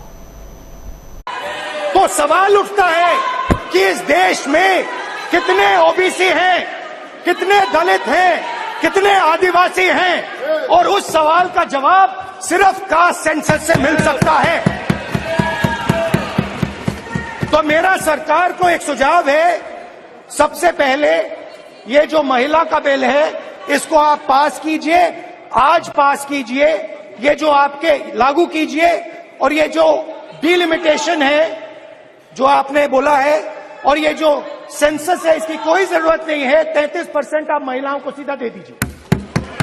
और दूसरी बात इसको बदलिए, इसको आप बदलिए। कैमरा नहीं है सर, कैमरा नहीं है, आपको ही दिखाएंगे सर, पूरा भाषण में आपको ही दिखाएंगे। ये आप बदलिए। ये जो लिस्ट है, ये ओबीसी समाज का अपमान है। 90 लोग हिंदुस्तान के सेक्रेटरी हैं, उनमें से 3 लोग ओबीसी समाज के हैं, 5% बजट को कंट्रोल करते हैं। तो जल्दी से जल्दी आप कास्ट सेंसस कीजिए, जल्दी से जल्दी जो हमने कास्ट सेंसस किया था उसका डेटा आप रिलीज कीजिए, और अगर आप नहीं करेंगे तो हम कर डालेंगे। Thank you. तो सुना आपने, सबसे लास्ट में जो कह रहे हैं सुनील शुक्ला जी, राहुल गांधी, कि जल्दी से जल्दी उस डेटा को रिलीज कीजिए जो हमने किया था, और अगर आप नहीं करेंगे तो हम उसे कर डालेंगे। यह इंपॉर्टेंट बात यहां राहुल गांधी कह रहे हैं। जरा आप अपनी बात को, आप जो बात रख रहे थे सुनील जी, उस बात को क्लोज कीजिए, फिर सीधा आना चाहता हूं हमारा और भी साथी उन लोगों के पास भी, इनसे भी बात। जी, ये तथ्य है ना। सवाल यह है कि आप इस सरकार के पास पिछली सरकार के द्वारा जो कार्य किए गए थे, जो अभिलेख जुटाए गए थे, जो आंकड़े जुटाए गए थे, वो मौजूद हैं। उन आंकड़ों के आधार पर आप तत्काल निर्णय लीजिए, और अगर आप उस प्रक्रिया को नहीं पूरा करना चाहते, जो इस समय की वर्तमान स्ट्रेंथ है, जो वर्तमान स्थिति है, उसके तहत आप आरक्षण दे दीजिए। आगे आप जनगणना कीजिएगा, परिसीमन कीजिएगा, उसके अनुसार संशोधन कीजिएगा। क्या परिसीमन के आधार पर इस देश में कि परिसीमन नहीं हुआ है, कभी चुनाव रुका है क्या? चुनाव होते रहे हैं, परिसीमन भी होता रहा है। परिसीमन के बाद जो संसदीय क्षेत्रों और विधानसभा क्षेत्रों के जो इलाके थे उसमें बदलाव आता रहा है, लेकिन परिसीमन के नाम पर चुनाव तो रुका नहीं। और अगर परिसीमन के नाम पर चुनाव नहीं रुका, तो परिसीमन के नाम पर इस आरक्षण की प्रक्रिया को क्यों रोका जा रहा है? और यह प्रक्रिया भी 2-4 दिन के लिए नहीं रोकी जा रही है। 10 साल बाद, 15 साल बाद अगर ये 2039 में लागू होगा, तो क्या मतलब आज इसकी बात करने का? विशेष सत्र बुला करके आप चर्चा करा रहे हैं, और उस विषय पर चर्चा करा रहे हैं जो 15 साल बाद लागू होने की संभावना है। क्या कौन सा तर्क है? और अगर ये हालात, इस तथ्य ये हैं, तो फिर आप केवल एक राजनीतिक माहौल बनाने की कोशिश कर, और क्या है ये जिसका लाभ क्या? अगर महिलाओं, अगर ये बात बताई ना कि अगर महिलाओं को आरक्षण आज जरूरत है ये, और आप उसका भी उल्लेख नहीं कर रहे हैं कि किस वर्ग के लोगों को दिया जाएगा, कैसे दिया जाएगा, इसकी चर्चा तक आपने नहीं की है। और जो समाज के पिछड़े लोग हैं, जिनका प्रतिनिधित्व नहीं है, अगर आप उनको विशेष रूप से आरक्षण नहीं देते, तो फिर आरक्षण का मतलब क्या है? बाकी लोग तो आ ही रहे हैं, इसमें ढेर सारे लोग सदन में सदस्य हैं। बिल्कुल सही कह रहे हैं, उस वर्ग के लोग ही हैं। तो जो राहुल गांधी ने बात उठाई, उस बिल्कुल तर्कसंगत बात है, तथ्यपरक बात है वो, कि आपके पास आंकड़े हैं, उसका उपयोग कीजिए। आप उसकी चर्चा भी नहीं करना चाहते। जातीय जनगणना के पक्ष में आप नहीं खड़े हैं, जो राज्य सरकारें करा रही है उसकी आप खिलाफत करते हैं। लोग PIL लेके चले जाते हैं, जो आपकी पार्टी के लोग, आप मेरिट बचाओ आंदोलन आपके लोग चलाते हैं, और आप एक तरफ आप मेरिट बचाओ आंदोलन चलाते हैं, दूसरी तरफ आरक्षण की बात करते हैं आप। तो आपका कौन सा चेहरा सही है? अगर जिस समाज को इस आरक्षण की आवश्यकता है, अगर आप उसका उल्लेख नहीं करते, तत्काल इसको लागू नहीं करते, महिलाओं को तत्काल इसका लाभ नहीं मिलता, तो ये पूरा का जो कोशिश है, यह केवल अगर एक चुनावी माहौल बनाने की कोशिश के अलावा और कौन सी कोशिश है ये? इसके अलावा किस रूप में आप इसकी चर्चा कर सकते हैं? आपने 2010 का पारित प्रस्ताव को लाए भी 13 साल बाद, अपने सत्ता में रहते हुए भी 9.5 साल के बाद, उसको भी केवल अपना नाम देने के लिए आपने उसको बदल दिया, नए कैबिनेट में नए तरीके से पास करा करके आप ले आ रहे हैं, और बावजूद इसके आप ये कहना चाहते हैं कि इसका राजनीतिक आपको लाभ मिल जाएगा। जिनका उत्पीड़न हुआ है, जो हिंसा के शिकार हुए हैं, जो अपमानित हुए हैं, उनके सम्मान को बचाने के लिए सरकार ने कुछ नहीं किया, उसका नुकसान नहीं होगा आपको। जिसको लोगों ने झेला है, उसका नुकसान आपको नहीं होगा। जो आप कुछ नहीं कर रहे हैं, केवल चर्चा कर रहे हैं, उसका आपको लाभ मिल जाएगा। किस समाज में हम लोग रह रहे हैं आप, और किस समाज को आप देख रहे हैं? जी बिल्कुल सही कह रहे हैं। प्रेम कुमार जी, जरा आपसे समझूं कि इसके क्या राजनीतिक मायने, क्या कारण है कि इस वक्त इस बिल को, एक तो बात समझ में आती है कि हर चुनाव से पहले मोदी सरकार कुछ ऐसा लेकर आना चाहती है। आप देखिए 370 का मामला शायद अगर मोदी सरकार 2019 से पहले लाती तो ज़्यादा बेनिफिशियल होता, लेकिन उस समय पुलवामा हो गया, राष्ट्रवाद की आंधी थी, और उसके तुरंत बाद 370 को हटाना। अब 2014 की बात अलग थी। अब इस वक्त आप देखिए कि महिला आरक्षण 31 तारीख को जो बातें आती हैं सामने कि स्पेशल सेशन बुलाया गया है। इस स्पेशल सेशन में शायद लाइट चली गई है प्रेम कुमार जी के यहाँ, लेकिन बात हम यहाँ रख रहे हैं कि इस स्पेशल सेशन में क्या कुछ होगा, इसकी चर्चा खूब हुई। अमलेंदु जी आपके पास आ जाऊं फिर। इसकी चर्चा खूब हुई अमलेंदु जी, क्या क्या नहीं हुआ, लेकिन अब फाइनली जो कुछ आया है सामने महिला आरक्षण, और उसको लेकर भी मीनू जी जो बात कह रही थी, उनसे पहले प्रोफेसर अखिल स्वामी जी जो बात रख रहे थे, प्रशांत टंडन जी जो बात रख रहे थे, और अभी सुनील शुक्ला जी जो बात रख रहे थे, इन तमाम लोगों की बातों से एक जो यहाँ तथ्य सामने उभर के आता है वो ये कि इस आरक्षण का लाभ महिलाओं को अभी नहीं मिलने जा रहा है, और जिसका जिक्र राहुल गांधी अपने भाषण में 15 मिनट के भाषण में करीब करीब 15 बार कर चुके कि आप इसे तत्काल आज लागू कीजिए, अभी से लागू कीजिए। आप और कास्ट सेंसस अगर लेके नहीं आएंगे तो कैसे पता चलेगा आपको कि किस जाति किस धर्म से कौन कितनी महिलाएं हैं। और उधर असदुद्दीन ओवैसी भी कह रहे थे कि आपने ओबीसी ही नहीं, आप मुसलमानों को भी बाहर रखा, अल्पसंख्यकों को भी बाहर रखा है, ये भी है। तो यहां एक गडमड वाली स्थिति है अमलेंदु उपाध्याय जी, और ऐसे में क्या आपको लगता है कि इसका फायदा बीजेपी सियासी तौर पर उठा पाएगी? एक सवाल। दूसरा सवाल, क्या महिलाओं को इसका फायदा मिल पाएगा, या महिलाएं उस भ्रम जाल में फंस करके बीजेपी को जाके वोट दे आएगी? हमारे साथ जुड़ गए हैं प्रोफेसर रविकांत जी भी। रविकांत जी आपका स्वागत करता हूं इस कार्यक्रम में। सीधा अमलेंदु जी। देखिए राजीव जी, ना तो इसका फायदा मोदी सरकार को मिलेगा और ना इसका फायदा महिलाओं को मिलेगा। दोनों को इसका फायदा मिलने नहीं जा रहा है। मोदी सरकार को तो इसलिए नहीं मिलेगा कि मोदी जी जो लेके आए थे झुंझुना, वो झुंझुना विपक्ष ने छीन लिया उनके हाथ से। अगर इंडिया गठबंधन का कोई भी दल जो था इसका विरोध कर देता तो मोदी जी की बल्ले बल्ले हो जाती।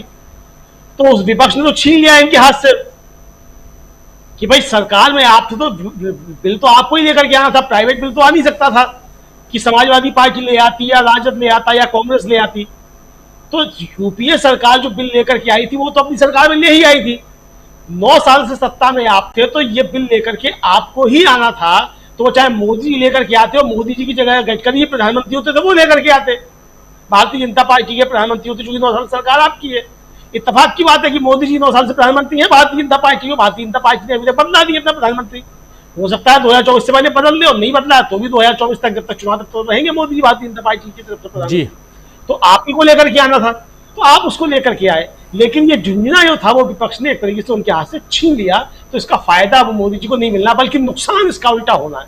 नुकसान ये होना है कि जो यूपीए सरकार का बिल था वो तत्काल लागू होना था, उसमें सेंसस की कोई भी बात नहीं थी कि सेंसस के आधार पे होगा। आप जो लेकर के आए आपने उसमें सेंसस जोड़ दिया, और अगर आप इसमें सेंसस जोड़ा भी है, अगर आप इसको 9 साल पहले ले आए होते और सेंसस की बात होती तो जो 2011 का सेंसस था उसके आधार पर फिर बात होती। तो परिसीमन भी तब तक हो जाता इसके आधार पे, और उस सेंसस के आधार पे सीटें भी मिल जाती, क्योंकि किसी भी हाल में नहीं हो पाया। तो इसके लिए मोदी सरकार जिम्मेदार है, जो कि सवाल जो थे वो कई विपक्ष की महिला सांसदों ने उठाए भी।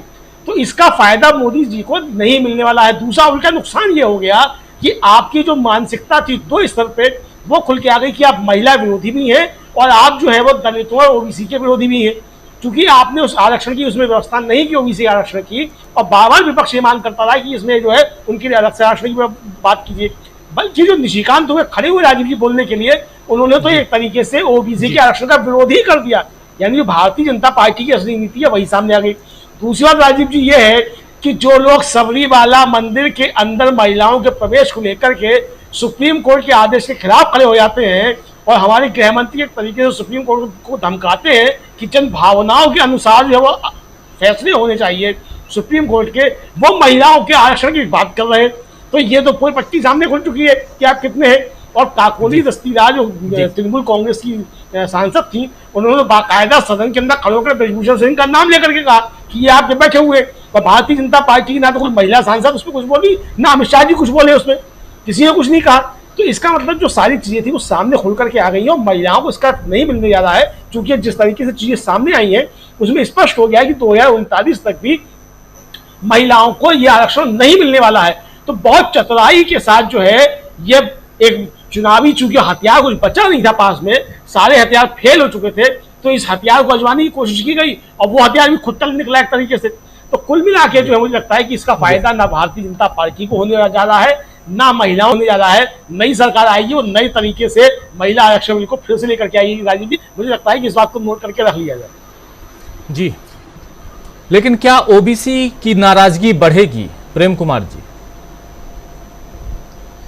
जी राजीव जी, शुक्रिया।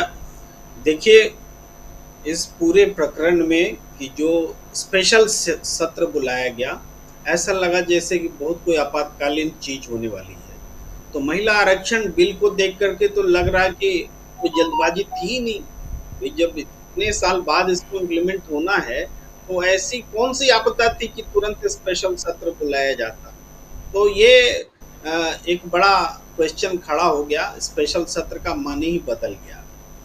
हम अमित शाह जी ने जो जवाब दिया, चाहे राहुल गांधी जी को जवाब दिया हो या पूरे बिल पर जो जवाब दिया, उसका उल्लेख करना जरूरी है और उससे उठ रहे क्वेश्चन पर बात करना बहुत जरूरी है।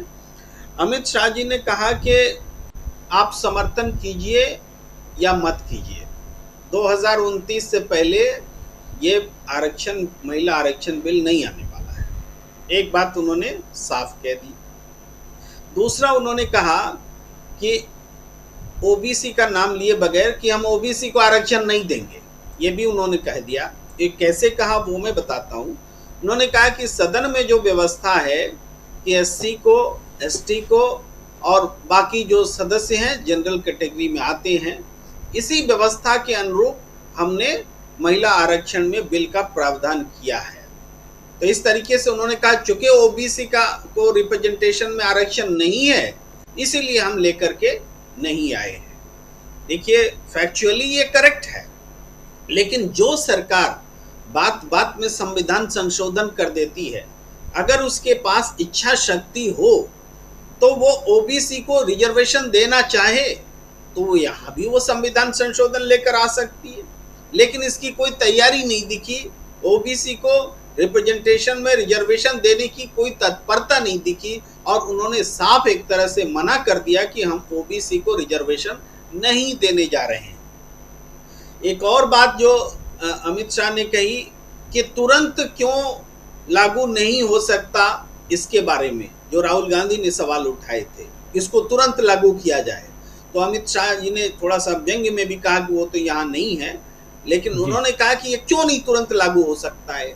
वो कहते हैं कि डीलिमिटेशन जो है, हम अगर अपने से सरकार तय करेगी कि किस सीट को रिजर्व किया जाए, तो कहीं हम वायनाड का ना कर दें, वो दुखी ना हो जाए, हम पर आरोप न लग जाए, उनका भाव ये था।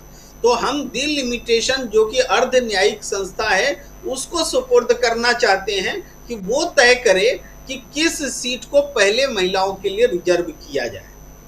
अब इस बहाने, इसको मैं बहाना कहता हूं कि इस बहाने के डीलिमिटेशन ये तय करेगा कि कौन सी सीट महिलाओं के लिए आरक्षण हो। हम डीलिमिटेशन का इंतजार करेंगे?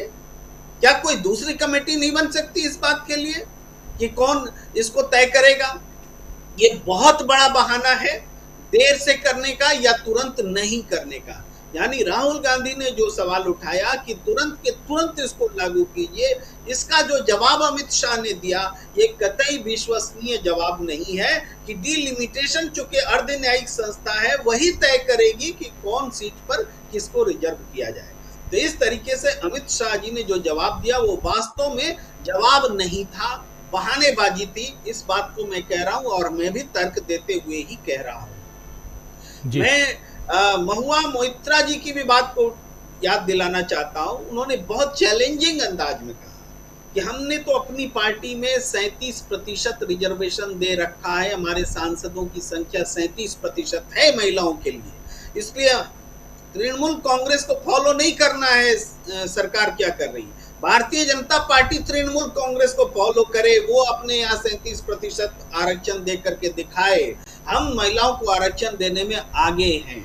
ये महिला महुआ मोइत्रा ने टीएमसी की तरफ से जो भाषण दिया, इसका कोई जवाब भारतीय जनता पार्टी की तरफ से नहीं आया, कोई भरोसा तक नहीं दिया गया। तो इस तरीके, इसके अलावा सोनिया गांधी जी के भाषण का भी जिक्र करना, एक पंक्ति मैं जिक्र करना चाहता हूं जो उन्होंने पार्टी लाइन से ऊपर उठ करके कहा। सोनिया गांधी जी ने कहा कि बीते 13 साल से, यानी 2010 के बाद से महिलाएं इंतजार कर रही हैं, लेकिन महिला आरक्षण बिल नहीं आ रहा है, उनको उनका हक नहीं मिल रहा है। तो आने वाले समय में और कब तक, 2 साल, 4 साल, 6 साल, 8 साल, कब तक वो इंतजार करें? तो उन्होंने अपनी सरकार को भी दोष दिया। 13 साल में यूपीए सरकार भी थी, 13 साल में एनडीए सरकार भी है। तो इतने समय से महिलाएं इंतजार कर रही हैं और आगे कब तक इंतजार करेंगी?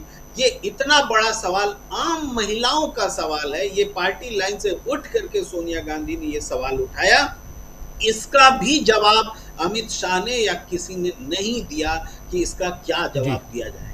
यानी सरकार जो है विपक्ष के महत्वपूर्ण सवाल का, आरक्षण बिल से जुड़े हुए सवाल का जवाब देने में विफल रही।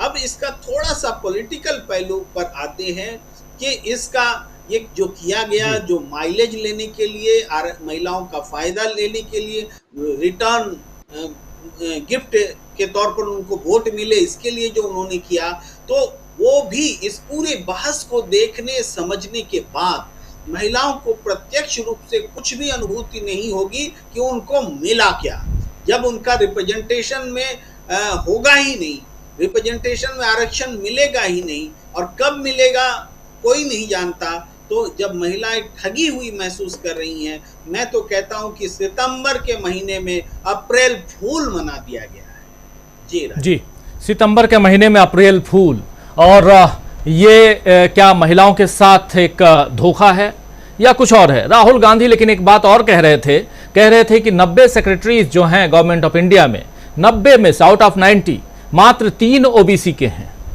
मात्र 3 ओबीसी के। आप सुन भी रहे थे अभी। जरा आना चाहता हूं प्रोफेसर रविकांत जी आपके पास, आपसे भी समझूं कि ओबीसी की जो महिलाएं हैं उनको इसका लाभ क्यों नहीं मिलना चाहिए? सवाल राहुल गांधी उठा रहे थे।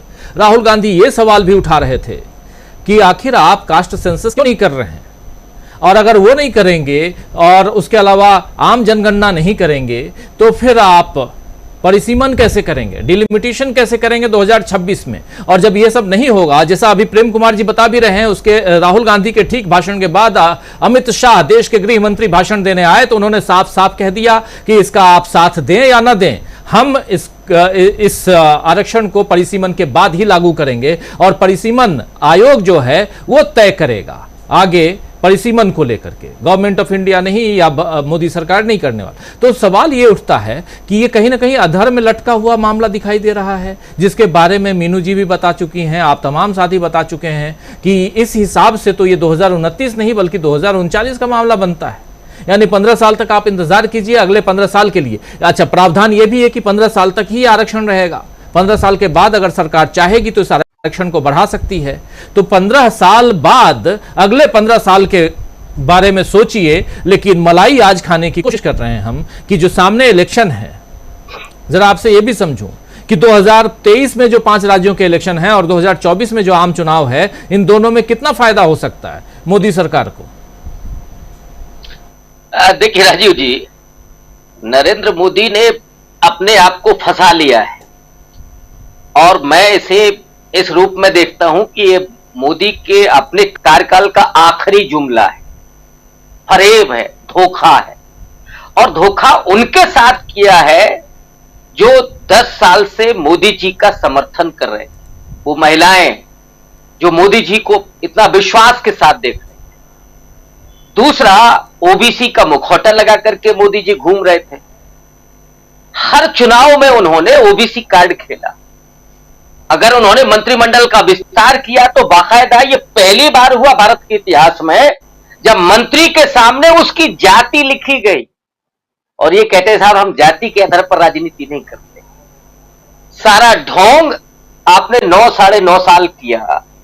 और एक बात मैं और कह दूं कि मोदी जी इस बात को जान गए हैं कि अब वो इतिहास बनने वाले, इसलिए एक इतिहास बनाने की फिराक में थे कि साहब हम महिला आरक्षण बिल जो 27 साल से लटका हुआ है, कम से कम इस पे अपना नाम अंकित करवा लें कि मोदी जी के कार्यकाल में ये पास हुआ।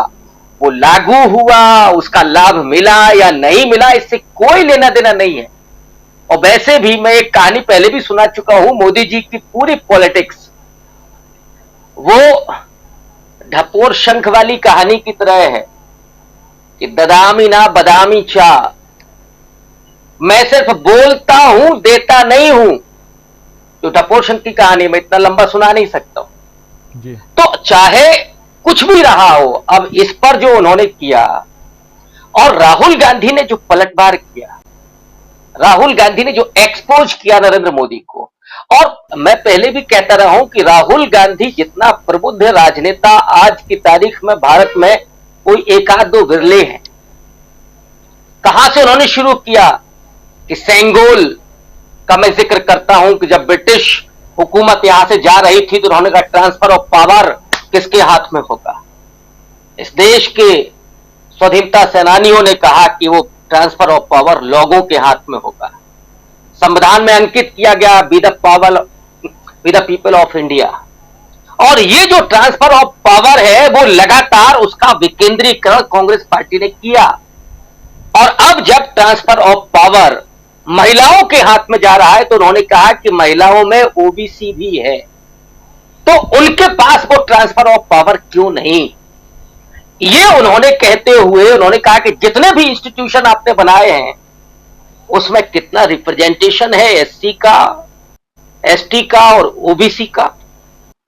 एक उन्होंने पोल खोली, जुडिशरी की बात नहीं की, उन्होंने कहा कि जितने सचिव हैं 90 सेक्रेटरी इस देश को चला रहे हैं, उसमें से केवल 3 ओबीसी के हैं। राहुल गांधी ने यह भी कहा कि इस देश की राष्ट्रपति महिला है और आदिवासी है, लेकिन आपने उनका अपमान किया, नई पार्लियामेंट में उनको सम्मान नहीं दिया गया। बेहतर होता कि वो होती यहां पर। और उन्होंने कहा कि ये इंसल्ट है ओबीसी के साथ। और मोदी जी अब इसी में फंस गए। उनके तरकश में कोई तीर नहीं बचा था, ये नया तराश करके ले आए थे। लेकिन दिक्कत यह है कि वो तीर की दिशा उलट गई और अब वो सीधे इधर ही आ गया है, मोदी जी की तरफ आ गया है। अब वो बेचारे करें तो करें क्या, बचे तो बचे कैसे। हाउस पे राहुल गांधी का कॉन्फिडेंस आज का देखिए आप, कितने सधे हुए अंदाज में उन्होंने। और इधर राहुल गांधी बहुत थोड़ा बोलते हैं लेकिन बहुत कंक्रीट बोलते हैं, बेहतरीन बैटिंग इस समय वो कर रहे हैं। और एक एक वाक्य में मोदी जी पर जो अटैक करते हैं उसका जवाब नहीं है। क्या हिम्मत है कि नरेंद्र मोदी राहुल गांधी के सवालों का जवाब दें, और क्यों आप नहीं करेंगे? क्यों यह बेईमानी होगी कि ओबीसी महिलाओं को रिजर्वेशन नहीं होगा? ये राहुल गांधी जब कह रहे हैं तो आप इंसल्ट कर रहे हैं उस पूरा ओबीसी जमात की, क्योंकि उनका रिप्रेजेंटेशन देने के लिए आप तैयार नहीं हैं। और इसीलिए मैंने कहा ना कि राहुल गांधी ने नरेंद्र मोदी को फंसा दिया है। और ये बिल लाकर के वो सोच रहे थे कि शायद 2024 की नौका पार हो जाएगी, लेकिन उसके पहले ही छेद हो गया है। वो पानी भर गया है उसमें आधा ही। अब कैसे वो पार करेंगे ये तो मोदी जी जाने अब कौन सा तीर लेकर के आएंगे। इंडिया अलायंस को उन्होंने दे दिया मौका सोशल जस्टिस पर, कई दिन चला सनातन, ये मौका मिल गया उसको। और पूरे देश में दलितों, पिछड़ों और आदिवासियों तक की आवाज राहुल गांधी की बुलंद हो रही है और नरेंद्र मोदी की राजनीति एक्सपोज हो गई। जी, कई बार पिछले 15 दिनों में बहुत सारे मुद्दे आए। सनातन का जिक्र आप कर रहे थे अभी, सनातन से लेकर के इंडिया, घमंडिया, भारत, इंडिया, क्या क्या नहीं। लेकिन उससे साथ साथ राहुल गांधी यहां बहुत सधे अंदाज में भाषण देते हुए और कह रहे हैं डरो मत, जरा डरो मत। एक बार फिर से सुनाइए। और फिर आता हूं प्रोफेसर अखिल स्वामी जी के पास में। राहुल गांधी सदन के अंदर भी डरो मत कह रहे हैं, क्यों कह रहे हैं जरा सुनिए। Don't worry, don't be scared, don't be scared, where discuss, डरो मत, डरो मत। हम कास्ट सेंसस की बात कर रहे हैं, डरो मत। तो don't worry, don't be scared, don't be scared, where discuss, डरो मत, डरो मत। हम कास्ट सेंसस की बात कर रहे हैं, डरो मत। तो डोंट वरी। कास्ट सेंसस की बात कर रहे हैं, डरो मत, डोंट बी स्केयर्ड, ये कह रहे हैं राहुल गांधी।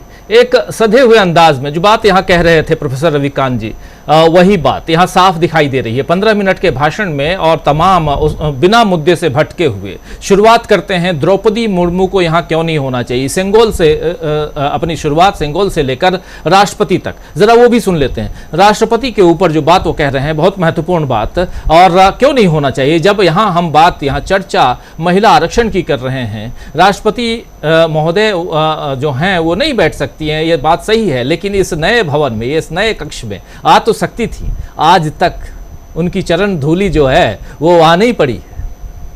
ये एक सवाल है कि आखिर सेंट्रल विस्टा क्या प्रधानमंत्री नरेंद्र मोदी के लिए सिर्फ है, जबकि प्रधानमंत्री नरेंद्र मोदी राष्ट्रपति के आदेश से प्रधानमंत्री हैं। चलिए सुन लेते हैं राहुल गांधी क्या कुछ कह रहे हैं। This is quite a nice building, nice peacocks, nice peacock feathers on the ground, nice peacock feathers in the chair. It's a nice, tasteful building. But frankly, I would have liked to see the President of India in this process. The President of India is a woman. She represents the tribal community, and it would have been befitting to have her visible in this transfer from one house to the other. सुन रहे थे स्वामी जी, क्या कहेंगे? डरो मत से लेकर president of India तक, OBC तक, तमाम मुद्दे, और उसके अलावा कास्ट सेंसस तक, सब कुछ यहाँ याद दिलाते हुए, बताते हुए राहुल गांधी, और कह रहे हैं कि हम तो इसके पक्ष में हैं, इस आरक्षण के पक्ष में हैं, और आप आज से, अभी से लागू कीजिए, और वो मत बताइए कि परिसीमन के बाद होगा, डिलिमिटेशन के बाद इस आरक्षण को हम लागू करेंगे। देखिए राजीव जी, मुझे ऐसा लगता है, वैसे देखिए मैं गैर राजनीतिक व्यक्ति हूं, राजनीति में विश्लेषक जरूर हूं, लेकिन अगर मैं बीजेपी का, एनडीए का या मोदी जी का एडवाइजर होता तो मैं उनको ये राय देता कि चलिए जो गलती हो गई, जो चक्रव्यूह आपने रचा उसमें आप फंस गए, इससे निकलने का एक बहुत अच्छा तरीका है, और वो मोदी जी का मास्टर स्ट्रोक हो सकता है। अगर कल मोदी जी अनाउंस कर दें कि मैं प्रधानमंत्री पद छोड़ रहा हूं और एक महिला को प्रधानमंत्री बना रहा हूं, तो मेरे ख्याल से ये मास्टर स्ट्रोक उनका हो सकता है। देश की 140 करोड़ जनता राहत की सांस लेगी। विदेश में जो हमारी विदेश नीति पूरी फेल हो गई है, कनाडा से हमारा पंगा हो रहा है, ऑस्ट्रेलिया से पंगा हो रहा है, अमेरिका से पंगा हो रहा है, रूस और चीन से पंगा हो रहा है, चीन घुसता चला रहा है, उनको हम झूला झुला रहे हैं, और जो बेचारा अपने देश से हमारे यहाँ एक अतिथि की तरह आया था, वो 1.5 दिन अपने होटल के अंदर बंद रहा, टर्की जैसे देश के राष्ट्राध्यक्ष के तलाशी ले ली गई। तो जो मेरे को ऐसा लगता है कि ये नारी शक्ति का सम्मान भी होगा, और देश को एक बहुत अच्छा मैसेज भी चला जाएगा अगर अगले 8 महीने के लिए किसी महिला को, किसी नारी को प्रधानमंत्री पद सौंपकर मोदी जी गुजरात वापस चले जाएं, देश राहत की सांस महसूस करेगा। देखिए ये जो स्थिति है, ये जो स्थिति पूरी की पूरी रणनीति उन्होंने बनाई है, जो कि मुश्किल क्या हो गई है बीजेपी के साथ, जितनी भी वो रणनीति बना रहे हैं वो सारी की सारी मोदी जी अकेले बना रहे हैं। देखिए एक चाणक्य ने एक बहुत बड़ी बात कही थी, और ये बिल्कुल फलीभूत होती है। चाणक्य ने कहा था वो राज्य ही हमेशा सुखी रह सकता है, समृद्ध रह सकता है, जहां मंत्री निर्भीक होकर बोलते हैं। अगर राजीव जी आपके मातहत की हिम्मत ना हो आपको राय दे सकें, और आपको अपनी बात न कह सकें, और केवल अपना निर्णय आप थोपेंगे, तो आपकी ऑर्गेनाइजेशन सुखी नहीं होगी। आपको नीचे के लोगों के कम्युनिकेशन और काइजन सिस्टम जो जापान का कहता है, और जापानीज इसीलिए सक्सेसफुल एंटरप्रेन्योर्स होते हैं, वो अपने जो मातहत हैं उनकी बात को सुनते हैं, उनको इनाम देते हैं अगर वो अच्छी राय देते हैं। और ये जो एडमिनिस्ट्रेटिव स्टाइल मोदी जी ने चूज की है, वो इकोनॉमिक्स भी खुद डिसाइड करते हैं, तालाबंदी भी डिसाइड करते हैं, जीएसटी भी डिसाइड करते हैं, सब कुछ अडानी को दे देते हैं, सारा पीएसयूज कंपनीज अडानी को दे देते हैं। और ये जो पूंजीवाद, जो समाजवाद को और धर्मनिरपेक्षता को हटाया गया है, ये एक प्रकार का क्रिमिनल क्राइम है, बहुत बड़ा क्राइम है। और जिस भी व्यक्ति ने इस पे किया है उसका अनुमोदन किया है, मेरे ख्याल से जो सुप्रीम कोर्ट है उसको स्वतः संज्ञान लेके उस आदमी को दंडित करना चाहिए जिसने संविधान के साथ छेड़खानी की है और बिना संशोधन के वो शब्दों को निकाला है जो हमारे संविधान की मूल भावना है। जी जी, बिल्कुल बिल्कुल। मीनू जी, आपको क्या लगता है, ये कहीं ना कहीं फंस गई है मोदी सरकार, बीजेपी यहाँ इस बिल को लाकर, और एक मास्टर स्ट्रोक जिसको बताने की कोशिश बीजेपी के नेताओं ने आज पूरे अपने अपने भाषण में और मोदी जी को सामने रखते हुए इस बात को कहने की कोशिश, जताने की कोशिश की कि, और जैसा आप अपने पहले वक्तव्य में कह रही थी कि सोशल मीडिया के ज़रिए ये अभी हवा बनाने की कोशिश करेंगे, लेकिन नहीं लगता आपको कि जब बात ये आएगी, क्योंकि सोशल मीडिया पर दूसरी बात भी तो आएगी, आप जो कह रही हैं वो बात भी तो आती है, वो बात भी तो आएगी कि और लोग ये भी सोचेंगे कि हाँ सच्चाई क्या है। और ऐसे भी देखिए, मोदी जी बोलते हैं तो उनके चैनल पे कितने लोग देखते हैं, इसकी खबरें भी आजकल खूब चलती हैं। तो इसलिए आपकी बात ज़्यादा लोग सुनते हैं मीनू जी, और जब आपकी बात आज की तारीख में मोदी जी से ज़्यादा लोग सुनने लगे सोशल मीडिया में, तो इसका मतलब है मीनू जी कि कहीं ना कहीं नैरेटिव जो आप बना रही हैं या जो सच्चाई आप रख रही हैं, नैरेटिव वर्ड हो सकता है गलत कह रहा हूं, जो रख रही हैं वो भी तो जनता के बीच जा रही है। और अगर ये सच्चाई जा रही है कि 2023-24 में तो कुछ नहीं होने वाला है, और 29 में भी तभी होगा जब 26 आएगा, और 26 नहीं आया तो आप वेट एंड वॉच। ये बिल जैसे पिछले 26-27 साल से पड़ा हुआ था कहीं और, इस बार पास होने के बाद, कानून बनने के बाद भी वैसे ही पड़ा रहेगा, क्योंकि साफ साफ शब्दों में अगर देश के गृह मंत्री अमित शाह कह रहे हैं कि परिसीमन आयोग की सिफारिशों के बाद कुछ भी होगा, तो छोटी मोटी बात नहीं है। मीनू जी,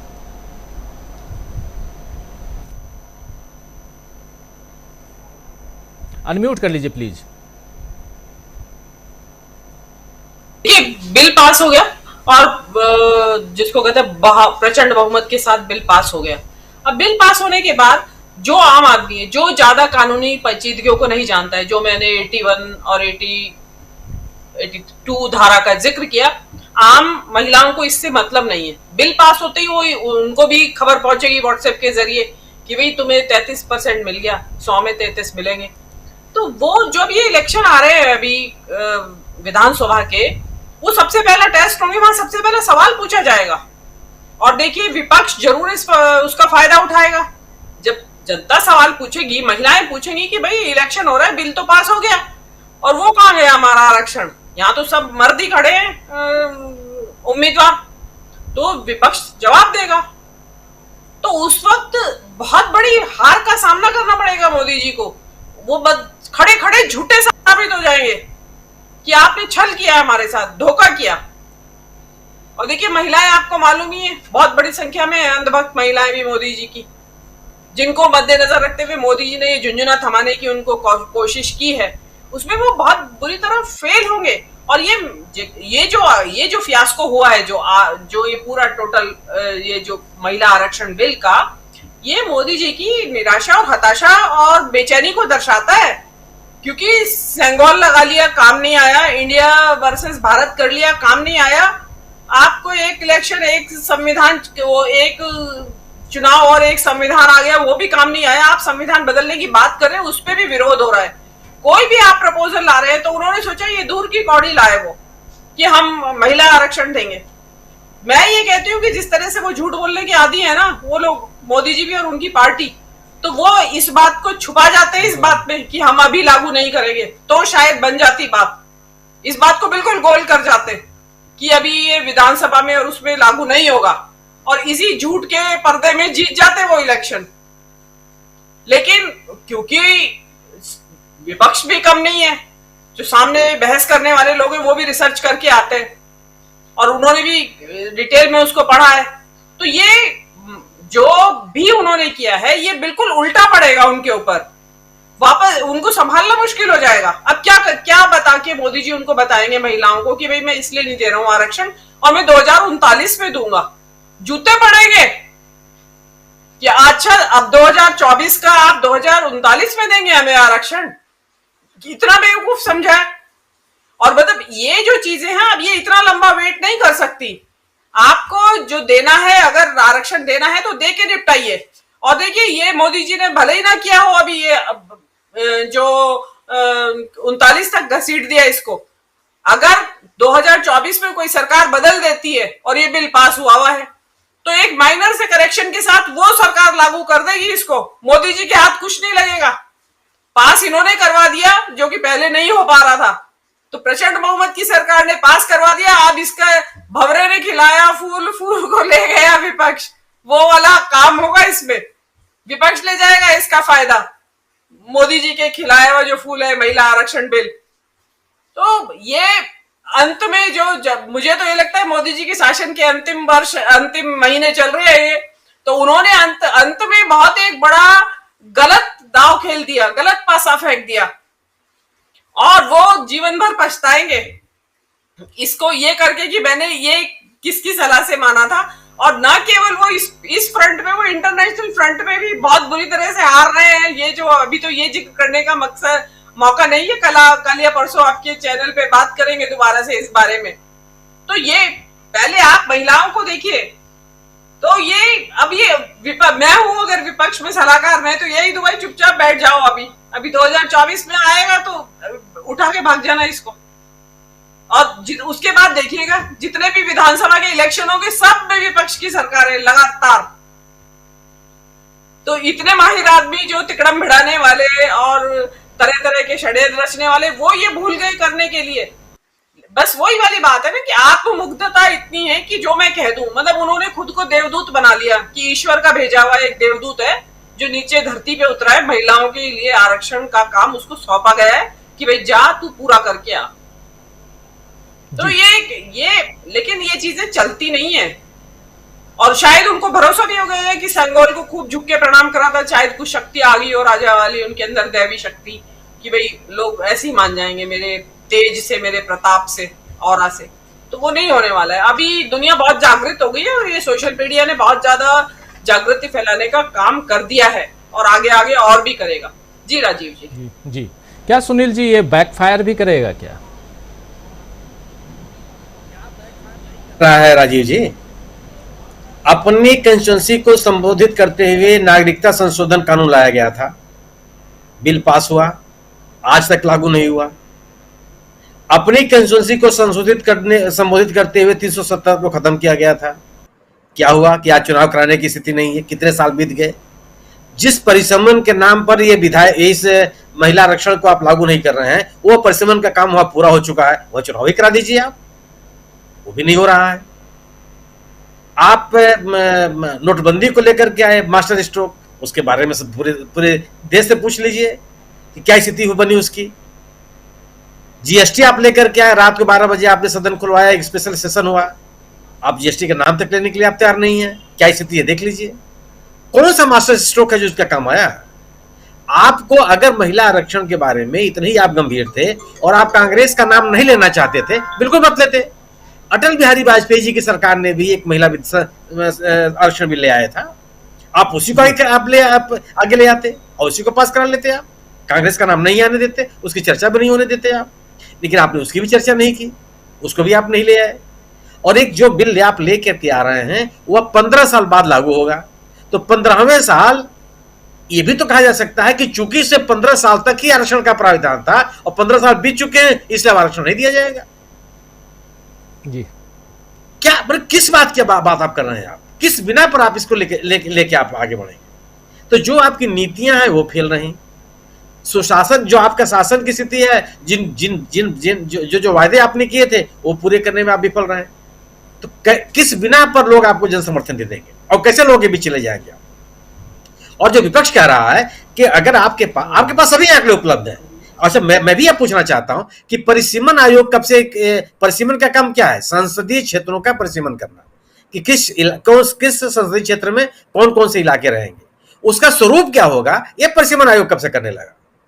जब मैं छोटी सी बात करना चाहता हूं कि जो पंचायतों में, जैसे नगर निगमों में और नगर पंचायतों में या त्रिस्तरीय पंचायतों में आप समय समय पर विभिन्न इलाकों का स्वरूप बदल देते हैं कि कहीं पे महिला आरक्षित हो जाएगी, कहीं पिछड़ा वर्ग का हो जाएगा। ये कौन करता है?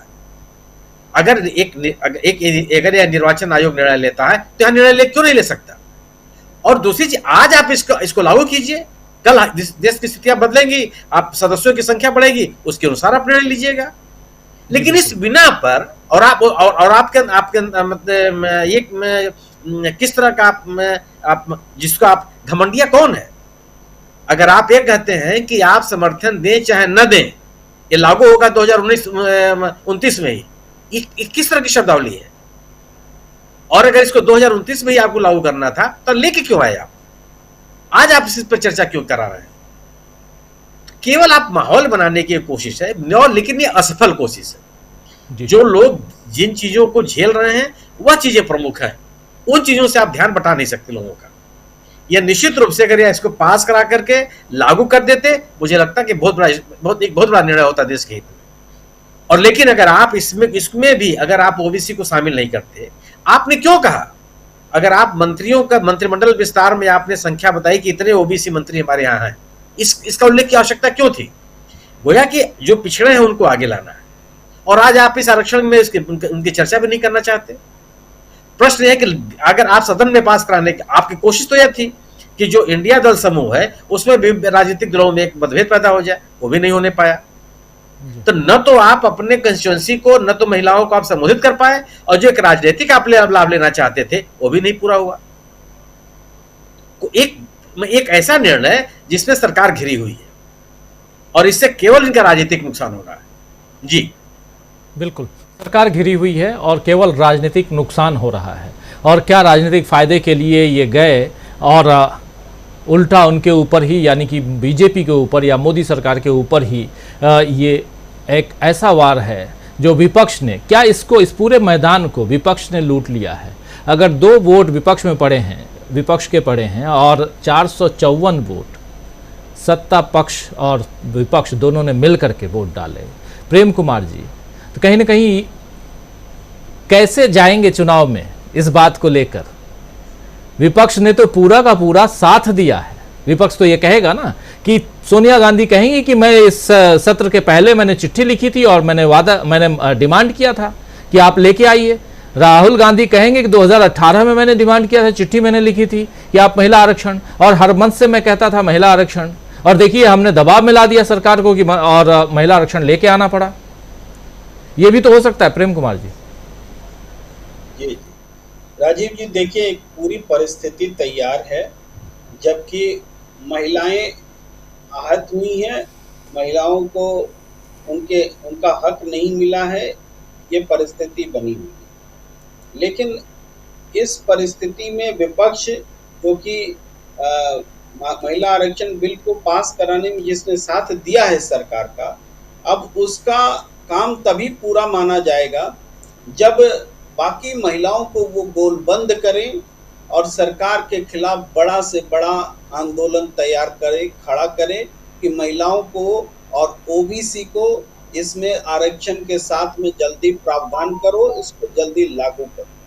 ये आंदोलन खड़ा करने की चुनौती विपक्ष के पास है। और महिलाएं, देखिए, जब पुरुष निर्णय लेगा महिलाओं के बारे में तो इसी तरीके का आधा अधूरा निर्णय लेगा। निर्णय लेने वाली शक्ति में महिलाएं हैं ही नहीं, तो महिलाओं के लिए आरक्षण होगा कैसे? तो ये बात अगर महिलाओं को समझ में आए, महिला के नेतृत्व को उभारा जाए, तो ये काम अब पॉलिटिकल पार्टीज का और खास करके विपक्ष का बनता है। वो करके ही सरकार पर दबाव डाल सकती, वरना सरकार तो अहंकारी होकर के कह रही है हम तो लाएंगे 2029 में ही, समर्थन दो तो भी, नहीं दो तो भी, हमको जो करना है वही करेंगे। उसने कह दिया है कि हम ओबीसी को आरक्षण नहीं देंगे, जो व्यवस्था चल रही थी वही चलेगी, सब कुछ ठोक बजा के कह दिया है।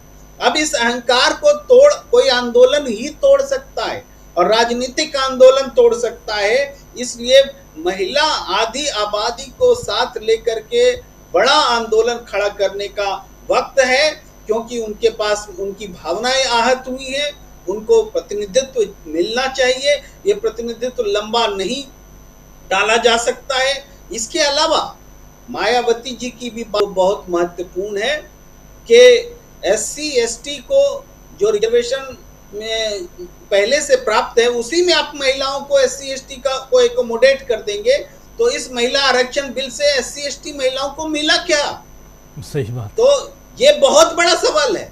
इस महिला आरक्षण बिल से SC ST को क्या मिला? उसको तो पहले से रिजर्व था, उसी में महिलाओं को बांट दिया। तो इस सवाल पर भी SC ST को भी आंदोलित और गोलबंद करने की जरूरत है। और ओबीसी महिलाओं को तो बर्दाश्त ही नहीं करना चाहिए, ओबीसी महिलाओं को तो सड़क पर उतर जाना चाहिए, क्यों नहीं मिलेगा। तो इस पूरी भावनाओं को जोड़ने का काम ऐसे तो करना तो महिलाओं को चाहिए, लेकिन महिला हमारे देश में नेतृत्वकारी भूमिका में फिलहाल कम लोग हैं, मगर राजनीतिक दल के जो लोग हैं, जबकि अमित शाह जी कह रहे थे कि महिला की आवाज क्या पुरुष नहीं उठा सकता है, ये बात भी सदन में कह रहे थे। तो उसी अमित शाह जी की बात से सीख लेकर के विपक्ष आए कि महिला की आवाज कैसे पुरुष नहीं उठा सकता है, वो उठा करके उसको दिखाना पड़ेगा। ये वक्त की मांग है।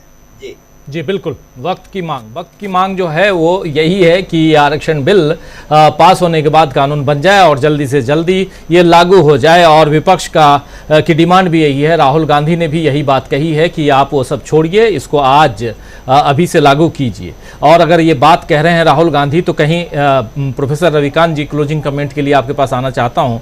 राहुल गांधी अगर ये बात कह रहे हैं तो कहीं ना कहीं ये तो है कि एक मैसेज, एक पैगाम देने की कोशिश अपने लोगों के बीच, अपने वोटर्स के बीच तो ये ज़रूर करेंगे और कर चुके आज से कि हम इसके साथ में हैं और हमारी सरकार अगर होती तो आज इसी वक्त लागू करती। और अगर ऐसा मैसेज जाता है तो इसका क्या बेनिफिट सत्ता पक्ष को, क्या बेनिफिट विपक्ष को होता हुआ यहाँ दिखाई देता है आपको, प्रोफेसर रविकांत जी? देखिए राजीव जी, राहुल गांधी ने जो आज बोला वो कोई पहली बार नहीं बोला। वो पिछले 1.5 साल से, अगर आप भारत जोड़ो यात्रा के दरमियान और उसके बाद लगातार उनकी बातचीत को सुने, वो चाहे अमेरिका में उन्होंने अपनी बात रखी हो या इंग्लैंड में रखी हो, सोशल जस्टिस के सबसे उभरते हुए सितारे राहुल गांधी इस समय, जितनी मजबूती के साथ, जितनी बुलंद आवाज में वो इस बात को कह रहे हैं। और आज तो उन्होंने एक सैद्धांतिक रूप से भी, एक बहुत मजे हुए पॉलिटिकल साइंटिस्ट की तरह उन्होंने कहा कि ये जो पावर है उसका विकेंद्रीकरण, महिलाओं के हाथ में वो पावर देना ये जरूरी है। और ओबीसी को तो जो नरेंद्र मोदी ओबीसी पॉलिटिक्स करते आए, जिसमें झूठ था, छद्म था, वो चाहे आप नीट वाले इशू को देख लें, नरेंद्र मोदी ने वहां भी रिजर्वेशन जब तब दिया जब विपक्ष ने बहुत ज्यादा, स्टालिन और खास करके सोनिया गांधी ने बहुत लिखा, ये भी वही किया। सोनिया गांधी जो लिख रही थी उसी के एवज में था कि शायद ये हम कहीं से इसका फायदा उठा लें, लेकिन ये उल्टा हो गया। जब आप कई बार ये होता है राजनीति शतरंज की तरह, हर बार ये नहीं होता है कि आपकी चाल कामयाब हो, कई बार प्यादा भी वजीर को मात दे सकता है। तो यही हुआ कि इस बार की चाल उल्टी पड़ गई और इससे नुकसान नरेंद्र मोदी को होगा और विपक्ष को बड़ा एक तरह से फायदा होने जा रहा है। और 2024 के इलेक्शन में अब एक बड़ा इशू महिला आरक्षण में ओबीसी महिलाओं का होगा, ये हम लोग देखेंगे। जी, ओबीसी महिलाओं का होगा। और क्या ये जब अभी अगर लागू नहीं कर पाते हैं, आने वाले समय में अगर सरकार बदलती है और उस समय आता है तो ये भी बेनिफिट वाली बात होगी। तो यहाँ कुछ न कुछ कहीं ना कहीं फंसी हुई सरकार आज की तारीख में जो लेकर के आई है और इससे कैसे बाहर निकलेगी। महिलाओं के लिए अच्छी बात है कि चलो एक कानून पास होता हुआ आज लोकसभा से और कल राज्यसभा से पास होता हुआ दिखाई दे रहा है, एक विधेयक जो है वो पास होता हुआ दिखाई दे रहा है। लेकिन इसके नाम से कई लोगों को तकलीफ है, मैक्सिमम महिलाओं को तकलीफ है कि ये नारी शक्ति वंदन अधिनियम जो आप लाए हैं, ये वंदन और ये सब की जगह सीधा सीधा आप आरक्षण की बात क्यों नहीं कह रहे हैं, ये सब भी है। आप क्यों हमें यहाँ भी नीचा दिखाने की कोशिश कर रहे हैं। आज इस पर भी चर्चा हुई, अलग अलग नेताओं के जो बातें आ रही थी, सांसदों की जो बातें आ रही थी, उसमें ये भी था। तो खैर इस पर चर्चा होती रहेगी। आज दिन भर गहमा गहमी का माहौल, और इस माहौल में लोकसभा से ये विधेयक पारित हो गया है। लेकिन ये विधेयक कब जाकर आपके लिए, आप महिलाओं के लिए कब फायदेमंद होगा, ये आने वाला वक्त बताएगा। कल ये विधेयक राज्यसभा में है, राज्यसभा में और भी गहमा गहमी होगी और बहुत अच्छे अच्छे वक्ता वहाँ भी हैं, उनकी बातें, उनके विचार भी आप तक हम पहुँचाएंगे। बहुत बहुत शुक्रिया अदा करना चाहता हूं मीनू जैन जी आपका, बहुत शुक्रिया अदा करना चाहता हूं प्रेम कुमार जी, सुनील शुक्ला जी, प्रोफेसर रविकांत जी, अमलिंदु उपाध्याय जी और